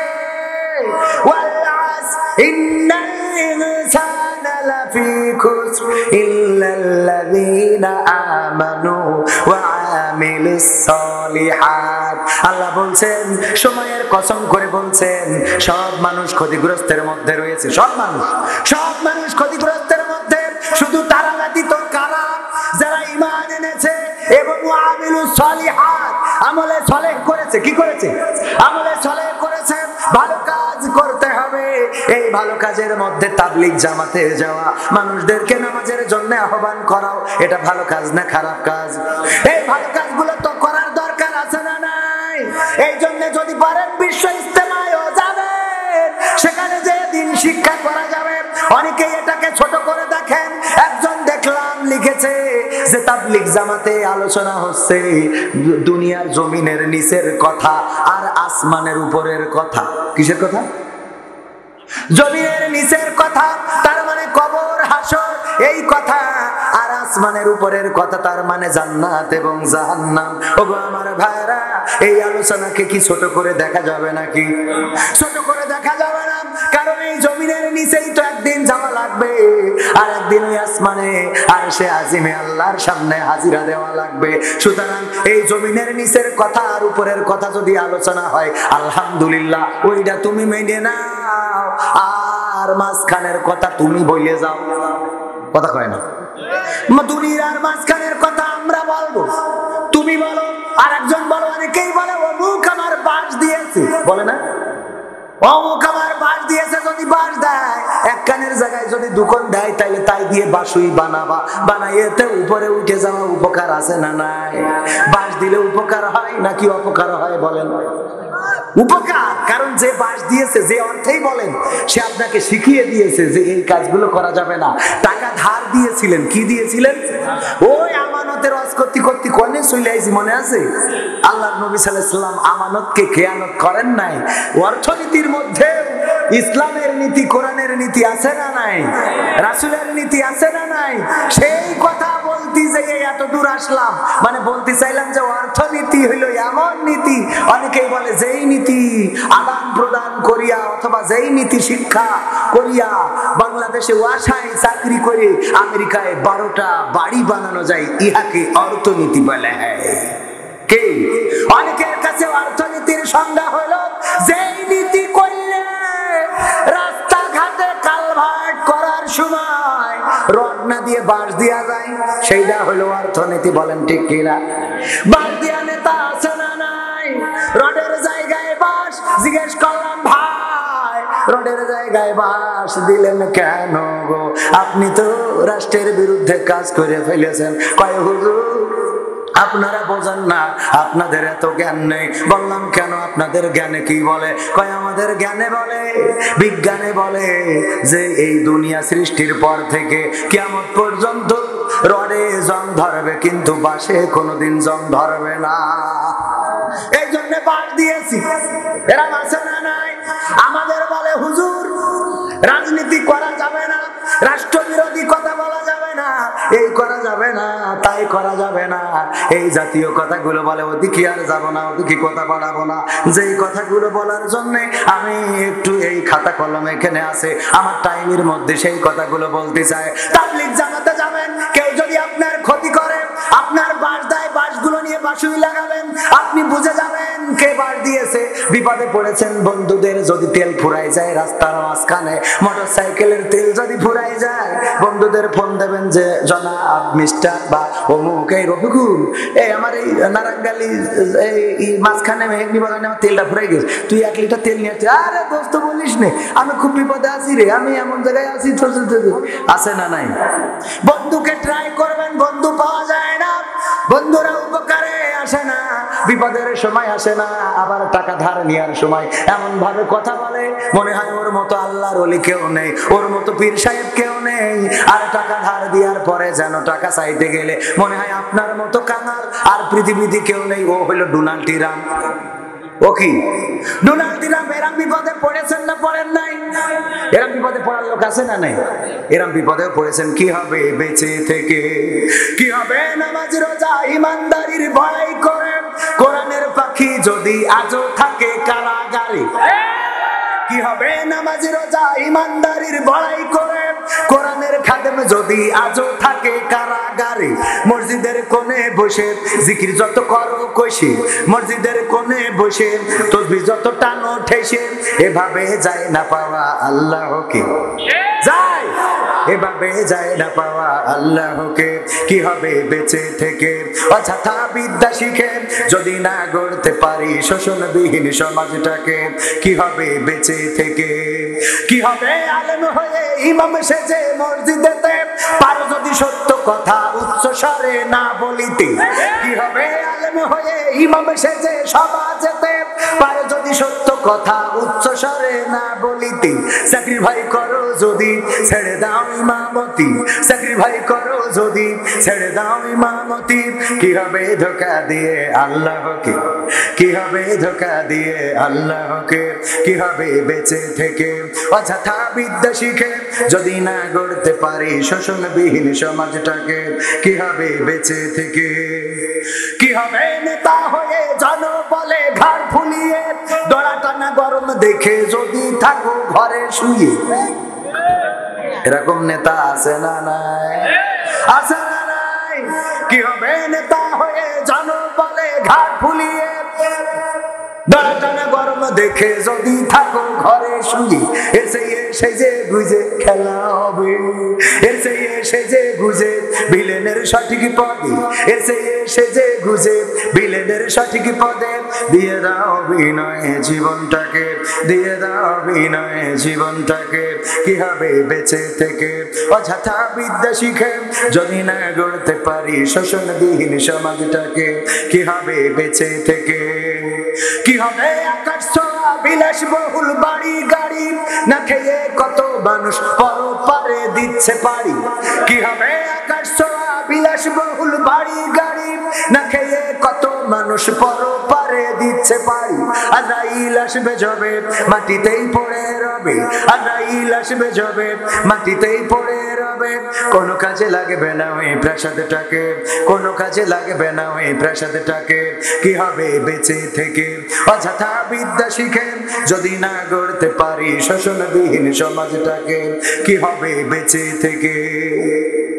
আইনুদ্দিন আল আজাদ রহমাতুল্লাহ আলাইহি এই পর্যন্ত লিখেছেন, আমি আবার এক কলি এখানে অ্যাড করেছি, শোনাই। কি হবে বিশ্ব নবীর উম্মত বলে দাবি করে আর্জেন্টিনা গেঞ্জি পরো দাড়ি টুপি বাতিল করে?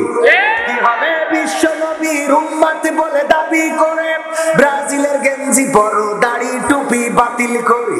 স্বাধীন বাংলার আকাশে ভিনদেশি পতাকা ভাসে, স্বাধীন বাংলার আকাশে ভিনদেশি পতাকা ভাসে। বাঙালিরা তো আবেগ করতে আসে, বাঙালিরা তো আবেগ কোথা থেকে আসে? কি হবে বেঁচে থেকে অযথা বিদ্যা শিখে যদি না গড়তে পারি শোষণবিহীন সমাজটাকে? কি হবে বেঁচে থেকে? শোষণ মুক্ত সমাজ গড়ার দরকার আছে না নাই? আমার বঙ্গবন্ধু শেখ মুজিবুর রহমান স্বাধীনতার মহান স্থপতি, উনি একটি শোষণ মুক্ত সমাজ চেয়েছিলেন, দুর্নীতি মুক্ত, দুঃশাসন মুক্ত, কদাচার মুক্ত, পাপাচার মুক্ত একটি সমাজ চেয়েছিলেন। দুঃখজনক হলো সত্য,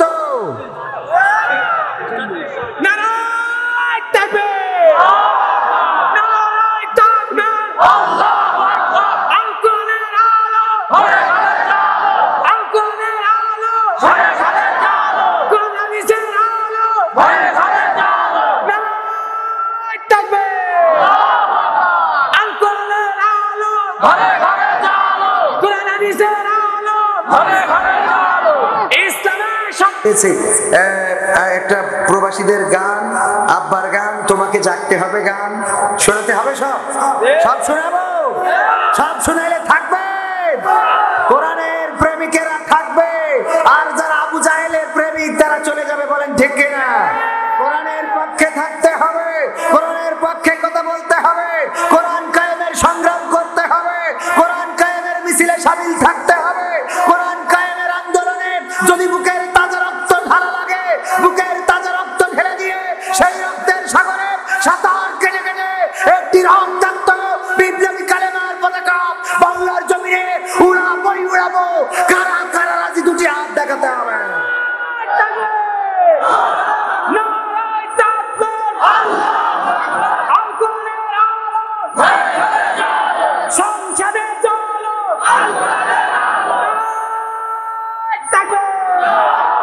ওগো মুসলমানেরা, তোমাদেরকে জাগতে হবে, নতুন স্লোগানে নতুন ভাবে উজ্জীবিত হতে হবে। কবি বলেছেন, ঘুমের ঘরে কেটেছে ফজর, ঘুমের ঘরে কেটেছে ফজর, তখনও জাগনি যখন জোহর, হেলাই ফেলাই কেটেছে আছর, মাগরিবের ওই শুনিয়া যান, এশার জামাতে হওরে শামিল, এখনো জামাতে আছে স্থান। ওগো মুসলমানেরা, এই মুসলমানের দেশে কোরআন নিয়ে ষড়যন্ত্র হয়, ইসলাম নিয়ে ষড়যন্ত্র হয়, আজাদ নিয়ে ষড়যন্ত্র হয়, তাকবীর নিয়ে ষড়যন্ত্র হয়। এটার জন্য সবচেয়ে বড় দোষে দোষী হলে তুমি মুসলমান, কারণ তোমার অলসতার কারণে আজকে বাতিলেরা, আজকে রামেরা, বামেরা, নাস্তিকেরা তোমার মাথার উপরে না ডান্স শুরু করে দিয়েছে। বলেন ঠিক কিনা? নাকের ডগায় তারা নাচছে, কারণ তুমি অলসতায় অবহেলায় দিন কাটিয়ে দিয়েছো। মুসলমান এত অলস হয়ে গেছে, একবার শিক্ষক ক্লাস শ্রেণী কক্ষে বলল, তোমাদের মধ্যে অলস অলসকে একটু হাত উঁচু করো। সবাই হাত উঁচু করেছে, স্যার আমি অলস। বললো পুরস্কার দেব, প্রথম পুরস্কার এই এই এই, সবাই হাত উঁচু করেছে, অলস পুরস্কার পাবে। অলসকে, সবচেয়ে বেশি অলস সে হাত উঁচু করো। প্রথমে একজন, তারপর দুইজন, তিনজন, পাঁচজন, একজন হাত উঁচু করে নাই। একজন যখন হাত উঁচু করে নাই তখন বলতেছে যাক তাও ভালো, অন্তত একজন আছে যে অলস না। বলছে না ওটা না, বলছে কি? বলছে ও হাত উঁচু করে কিনা, হাত উঁচু করে কিনা, মানে পুরস্কার নেওয়ার জন্য হাত উঁচু করে না। তাহলে অলস তো এইটা। কথা কি বোঝা গেছে? আজকে মুসলমানেরা অলস হওয়ার কারণে, ওকে মুসলমানেরা তুমি না জাগার কারণে আজকে বাতিলেরা নাকের ডগায় ড্যান্স শুরু করেছে। আমার দেশের সিনেমা হল বন্ধ হয় না, আমার দেশের নাচ গান বন্ধ হয় না, আমার দেশের অপসংস্কৃতির কনসার্ট বন্ধ হয় না, আমার দেশে অশ্লীলতা বন্ধ হয় না, ধর্ষণ করে ধর্ষণ এগুলো বন্ধ হচ্ছে না। কিন্তু অনেক সময় দেখা যায় কোরআনের মাহফিল বন্ধ করা হয়। বলেন ঠিক কিনা?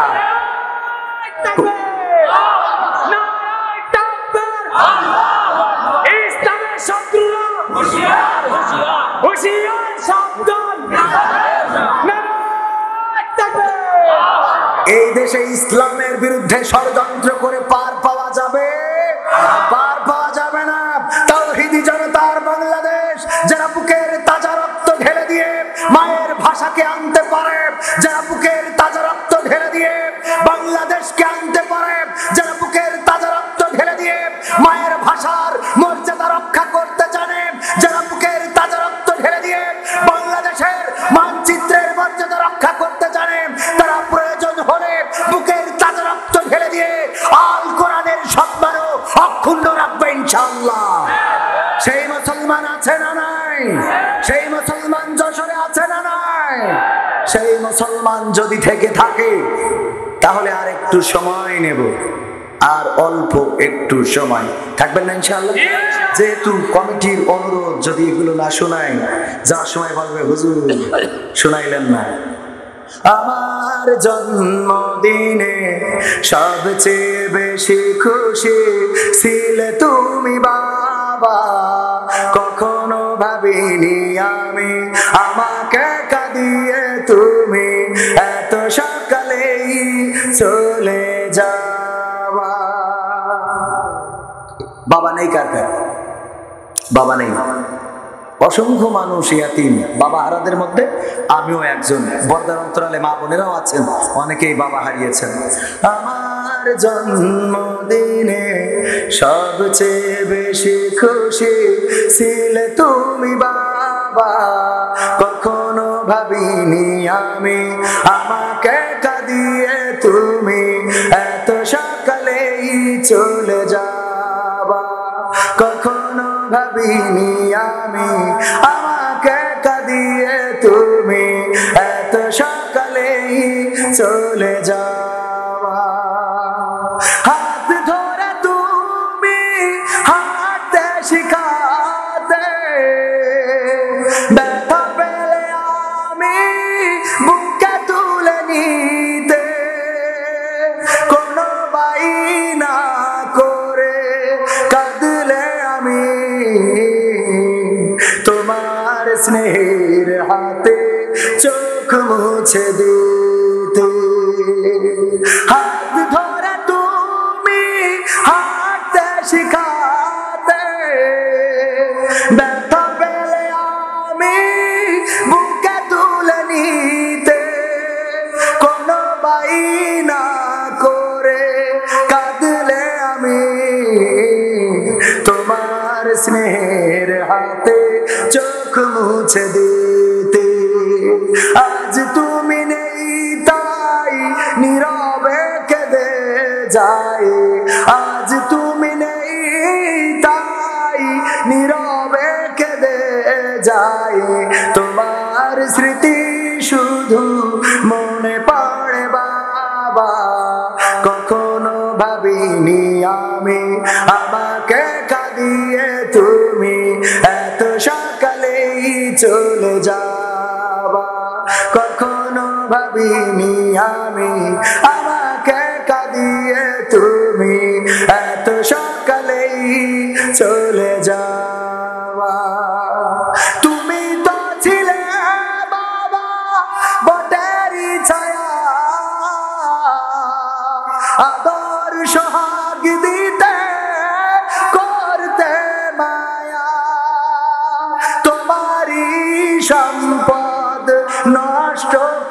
করেছি কত, কখনো বলনি তুমি আমি অপায়া। তুমি তো ছিলে বাবা বটেরই ছায়া, আদর সোহাগ দিতে করতে মায়া, তোমারই সম্পদ নষ্ট করেছি কত, কখনো বলনি তুমি আমি অপায়া। আজ তুমি দূরে, দূর বহু দূরে, আজ তুমি দূরে, দূর বহু দূরে, কেমন আছো তা জানি না বাবা, কখনো ভাবিনি আমি আমাকে কাঁদিয়ে তুমি এত সকালেই চলে যাবা, কখনো ভাবিনি আমি আমাকে কাঁদিয়ে তুমি এত সকালেই চলে যাবা। আমার জন্মদিনে সবচেয়ে বেশি খুশি ছিলে তুমি বাবা, কখনো ভাবিনি আমি আমাকে কাঁদিয়ে তুমি এত সকালেই চলে যাবা। এই নারায়ণগঞ্জে অনেক প্রবাসী। এটা কি আবার কি হলো? আমার এতগুলো হাদিয়া, একটা চাবি পাওয়া গেছে কনে, মহিলা প্যান্ডেলের সামনে একটা চাবি পাওয়া গেছে। ওই চাবি যাদের দরকার, কিছু চাবি, কয়েকটা চাবি যাদের হারাই গেছে তারা এই স্টেজে যোগাযোগ করি চাবিটা নেবেন। আমার কিছু হাদিয়া দিয়ে আগে পকেটে ফিরেছিল। ও ও হারাই গেল সাথে, ওতে তালা ভেঙে মনে আছে সিন্ধুকির চাবি। কটা চাবি তাও সে মনে হয় ছাগলের ঘরে, তাই এই কাছে মহিলাদেরই হয় আসলের মধ্যে গিরে মার থইল, টাকা এমন গিরে মারা মারে যে আয়রনে নিয়ে গেলে উখাই আয়রন করবো না, ব্যাংকে তো নিতেই চায় না, ঠিক কিনা? আরেকে জানলা যদি কারোর জরুরি দরকার হয় নেবেন, অসুবিধা নেই। প্রবাসীদের একটা সঙ্গীত শুনে এটা শোনাই শেষ করি। এটা তোমাকে দেখতে হবে, রাত হয়ে গেছে, আমার কইলো 12টায় শেষ করতে, এখন 12:15 বেজে গেছে। আচ্ছা আচ্ছা বলছে হোক একটা বাজু। হ্যাঁ, আমার বাংলাদেশের প্রবাসীদের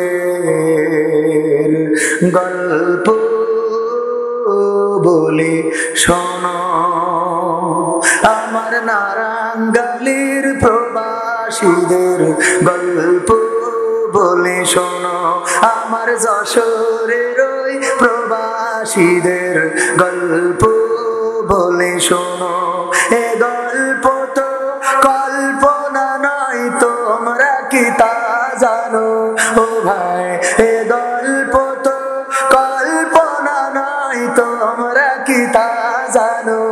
আমার নারায়ণগঞ্জের প্রবাসীদের গল্প বলি শোনো। পল্লী গায়ের দুরন্ত ছেলে বাপে ডাকে খোকা, হঠাৎ করে ঢুকলো মাথায় বিদেশ যাওয়ার পোকা। রোগে শোকে ক্লান্ত পিতা খাটার নাই উপায়, বেকার ছেলের এমন কথায় বাবা দিল সাই। ক্ষেতের জমি হালের গরু বিক্রয় করে দিয়ে বাকি টাকা করলো পূরণ মায়ের গহনা নিয়ে। অনেক আশা বুকে বেঁধে সারলো যখন বাড়ি, সে যে কি বেদনা বিধুর ছিল যেন নারী। মায়ে কান্দে ভাইয়ে কান্দে, কান্দে আপন চোখের জলে বুক ভেসে যায়, সত্য করে মন। এমন মানুষ কোন সেজনা, এমন মানুষ কোন সেজনা, তোমরা কি তা জানো? মালয়েশিয়ার প্রবাসীদের গল্প বলে শোনো, আমার নারাঙ্গালির প্রবাসীদের গল্প বলে শোনো। বিমানেতে বসে খোকা জানালারি পাশে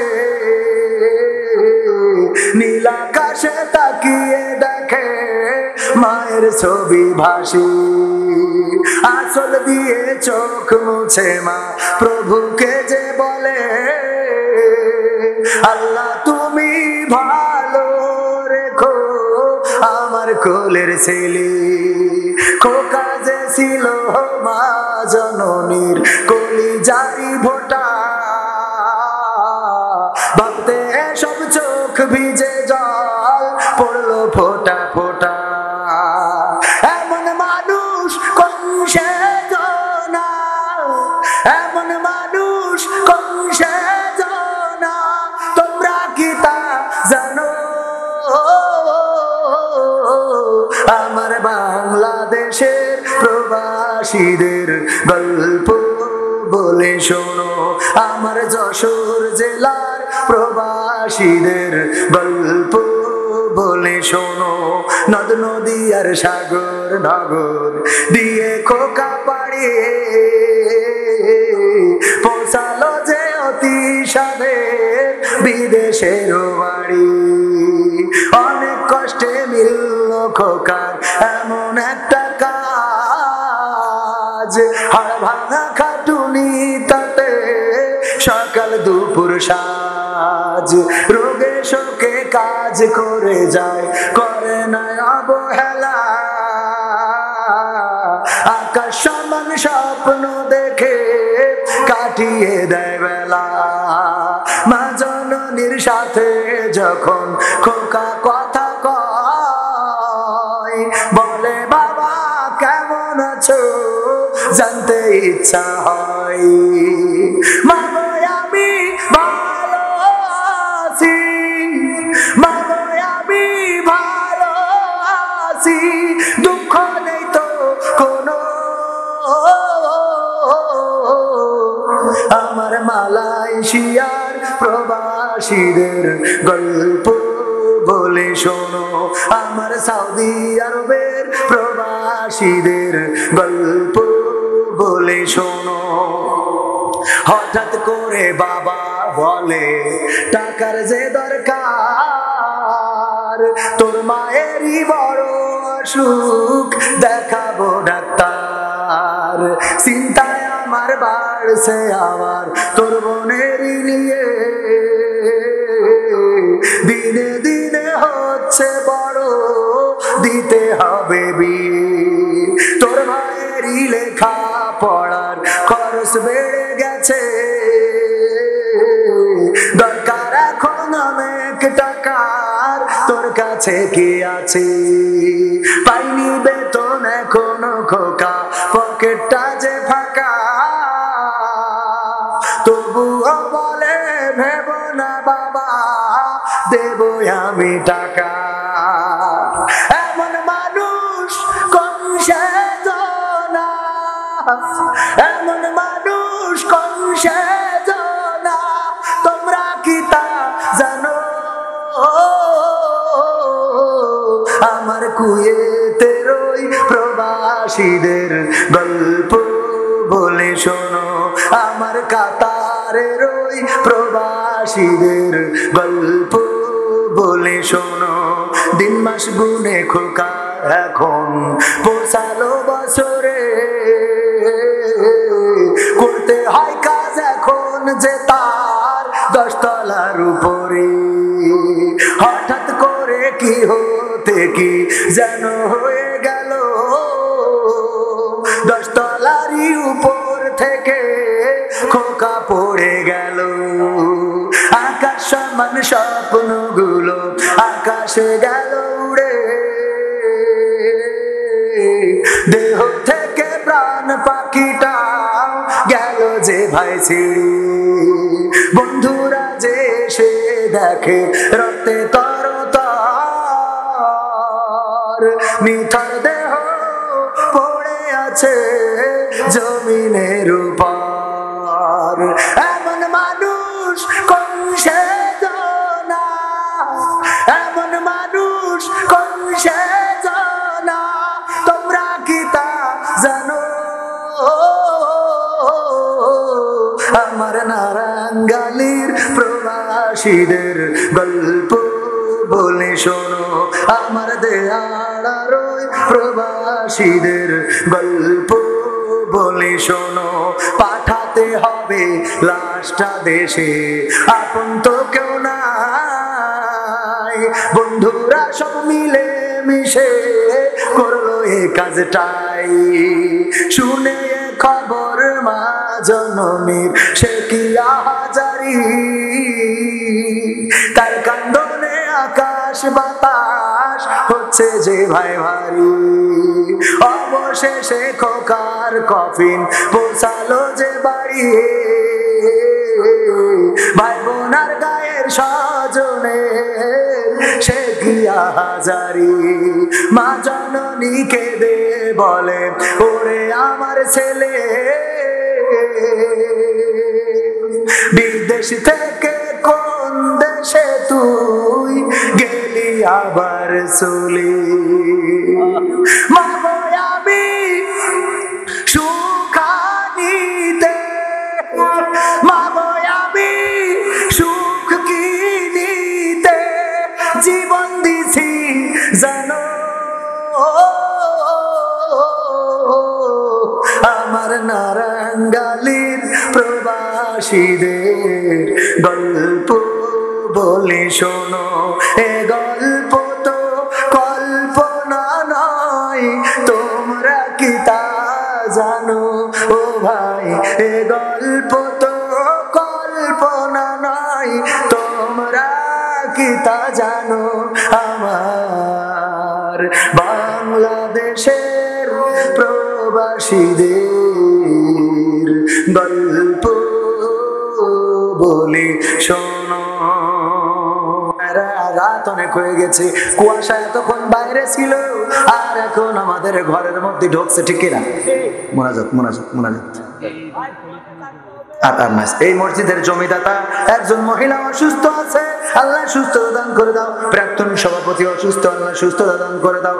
এই পাঠাগারের একজন উপদেষ্টা অসুস্থ, সব অসুস্থ কেন? সব রোগী হয়ে মরেছে, আল্লাহ সুস্থতা দান করে দাও। মেম্বার সাহেবের আব্বা মায়ের জন্য দোয়া। 5,000 টাকা দিয়েছেন, কয় হাজার? 5,000। আল্লাহ দানকে কবুল করে নাও, নেখায়াত দিয়ে দাও। হাসান আলী অসুস্থ, দোয়া চেয়েছে। প্রবাসীদের জন্য দোয়া। এই মাহফিলে অর্থ দিয়ে অনেক সাহায্য করেছে প্রবাসীরা, আল্লাহ প্রবাসীদের নেখায়াত দিন, বলেন আমিন। সভাপতি সাহেবদের দোয়া করে দিই। আলহামদুলিল্লাহি রাব্বিল আলামিন।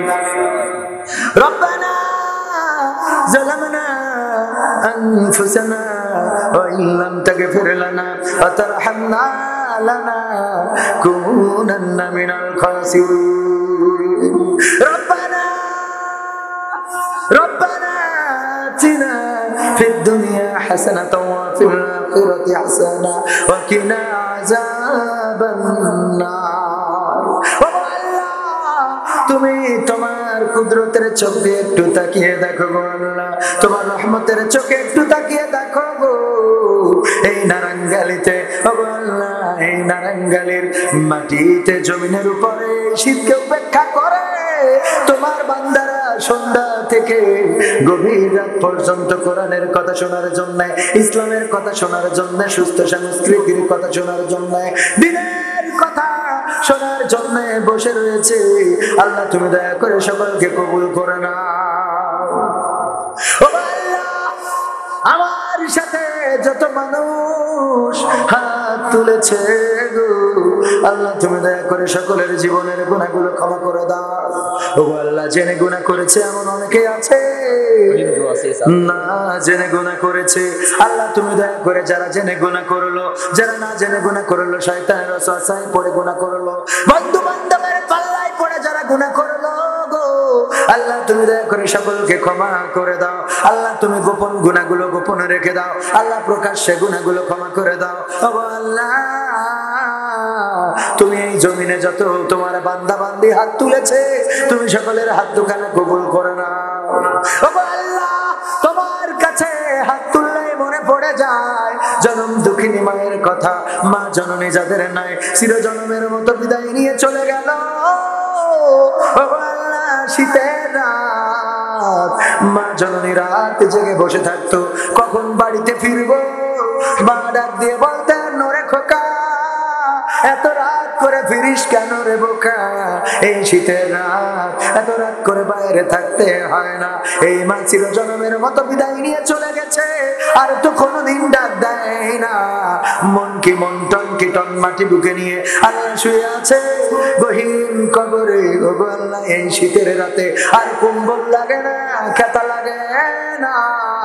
আল্লাহ তুমি দয়া করে যারা মা হারিয়েছে, মায়ের কবর গুলোকে জান্নাতের বাগান বানায়া দাও। বাবা আল্লাহ, যাদের বাবা নাই, বাপজান কত কষ্ট করেছে, কত মানুষ কত গাল মন্দ করে, কত মানুষ বাবাকে কত ভাবে অপমান করে। যশোরে রিক্সা চালায়, কত মানুষ ছোট বড় কথা বলে, বাইক চালায়, কত মানুষ গালি দেয়, কত মানুষ কত ভাবে অপমান করে গো।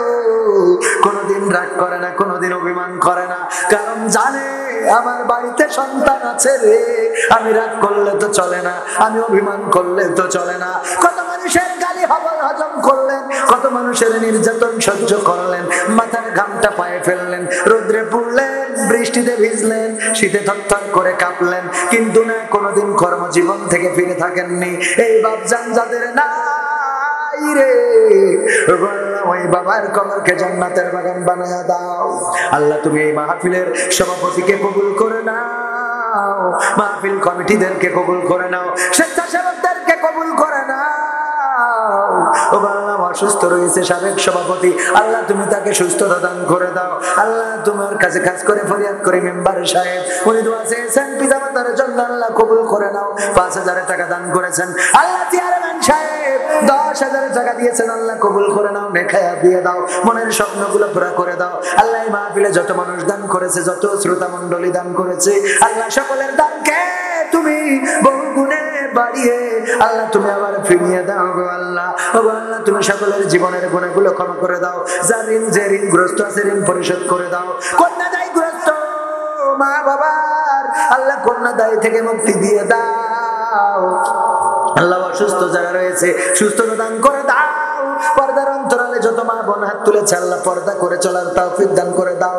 যত মা বোন অসুস্থ আছে, আল্লাহ অসুস্থতা বাবাকে বলতে পারে না, মাকে বলে না, ভাইকে বলে না, স্বামীকে বলে না, জানে টাকা নাই, কেমন করে চিকিৎসা করাবে। আল্লাহ এমন যদি কোনো মা বোন থাকে, আল্লাহ সুস্থতা দান করে দাও। স্বামী স্ত্রীতে মিল মহব্বত না থাকলে মিল মহব্বত পয়দা করে দাও। আল্লাহ এই গ্রামবাসীকে কবুল করে নাও। এই গ্রামে যত কবরবাসী ঘুমানো, চিরজন্মের মতো বিদায় নিয়ে চলে গেল, আল্লাহ কবরগুলোকে মাফ করে দাও। আল্লাহ সকলের মনের নেক বাসনাগুলো পুরা করে দাও। যার মনে যে চাওয়া আছে, চাওয়াগুলো পাওয়া করে দাও। প্রধান বক্তা, দ্বিতীয় বক্তা, তৃতীয় বক্তা সবাইকে কবুল করে নাও। আমার মুজাহিদ ভাইকে কবুল করে নাও, তরিকুলকে কবুল করে নাও। ও আল্লাহ, একজন প্রবাসী সৌদি, প্রবাসী সৌদিতে ব্যবসা বিজনেস রয়েছে, আমার ভাই, বড় ভাই মানুষ, আলমগীর ভাই, আল্লাহ মাহফিলে এসেছে, প্রবাস থেকে ছুটিতে এসে মাহফিলে ছুটে আসলেন, আল্লাহ তুমি তাকে নেখায়াত দান করে দাও। আল্লাহ পরিবার পরিজনকে কবুল করে নাও, বাবাকে সুস্থ করে দাও। ও আল্লাহ, তোমার কাছে চাই প্রবাসীদেরকে তুমি ভালো রাখো, প্রবাসীদেরকে নিরাপদে রাখো, আসমানের বালা আসমানে তুলে নাও, জমিনের বালা জমিনে দাফন করে দাও। কেঁদে কেঁদে প্রবাসে গিয়েছিল আর হাসতে হাসতে যেন বাড়ি ফিরতে পারে, সেই তৌফিক তুমি দান করে দাও। ও আল্লাহ, তোমার কোরআনের পাখিদেরকে মুক্তি দিয়ে দাও। তোমার কোরআনের পাখিদের, বাংলার জমিনটা তোমার কোরআনের পাখিদের জন্য উন্মুক্ত করে দাও। আখেরি ফরিয়াদ যেদিন মালাকুল মাউত আসবে, জানটা নিয়ে উড়াল দেবে, ও আল্লাহ মাটির সাথে পড়ে থাকবো, ওই দিন যেদিন আসবে গো আল্লাহ, তুমি পানিতে চুবাইয়ে মরণ দিও না, আল্লাহ তুমি অ্যাক্সিডেন্টে মরণ দিও না, আল্লাহ তুমি হঠাৎ মৃত্যু দিও না। মরণ যেদিন দিবা গো আল্লাহ, তুমি দয়া করে নামাজে সিজদারত অবস্থায়, আল্লাহ তোমার দিনের পথে থাকা অবস্থায়, আল্লাহ কোরআনের পথে থাকা অবস্থায় মরণটা দিয়ে দিও। আল্লাহ তোমার কোরআনের পথে যেন শহীদ হতে পারি তৌফিক দিয়ে দাও। ও আল্লাহ, মরণ কালে সিজদায় রেখে দিও, আর জবানে জারি করে দিও আখিরি কালেমা লা ইলাহা ইল্লাল্লাহু মুহাম্মাদুর রাসূলুল্লাহ সাল্লাল্লাহু আলাইহি ওয়াসাল্লাম।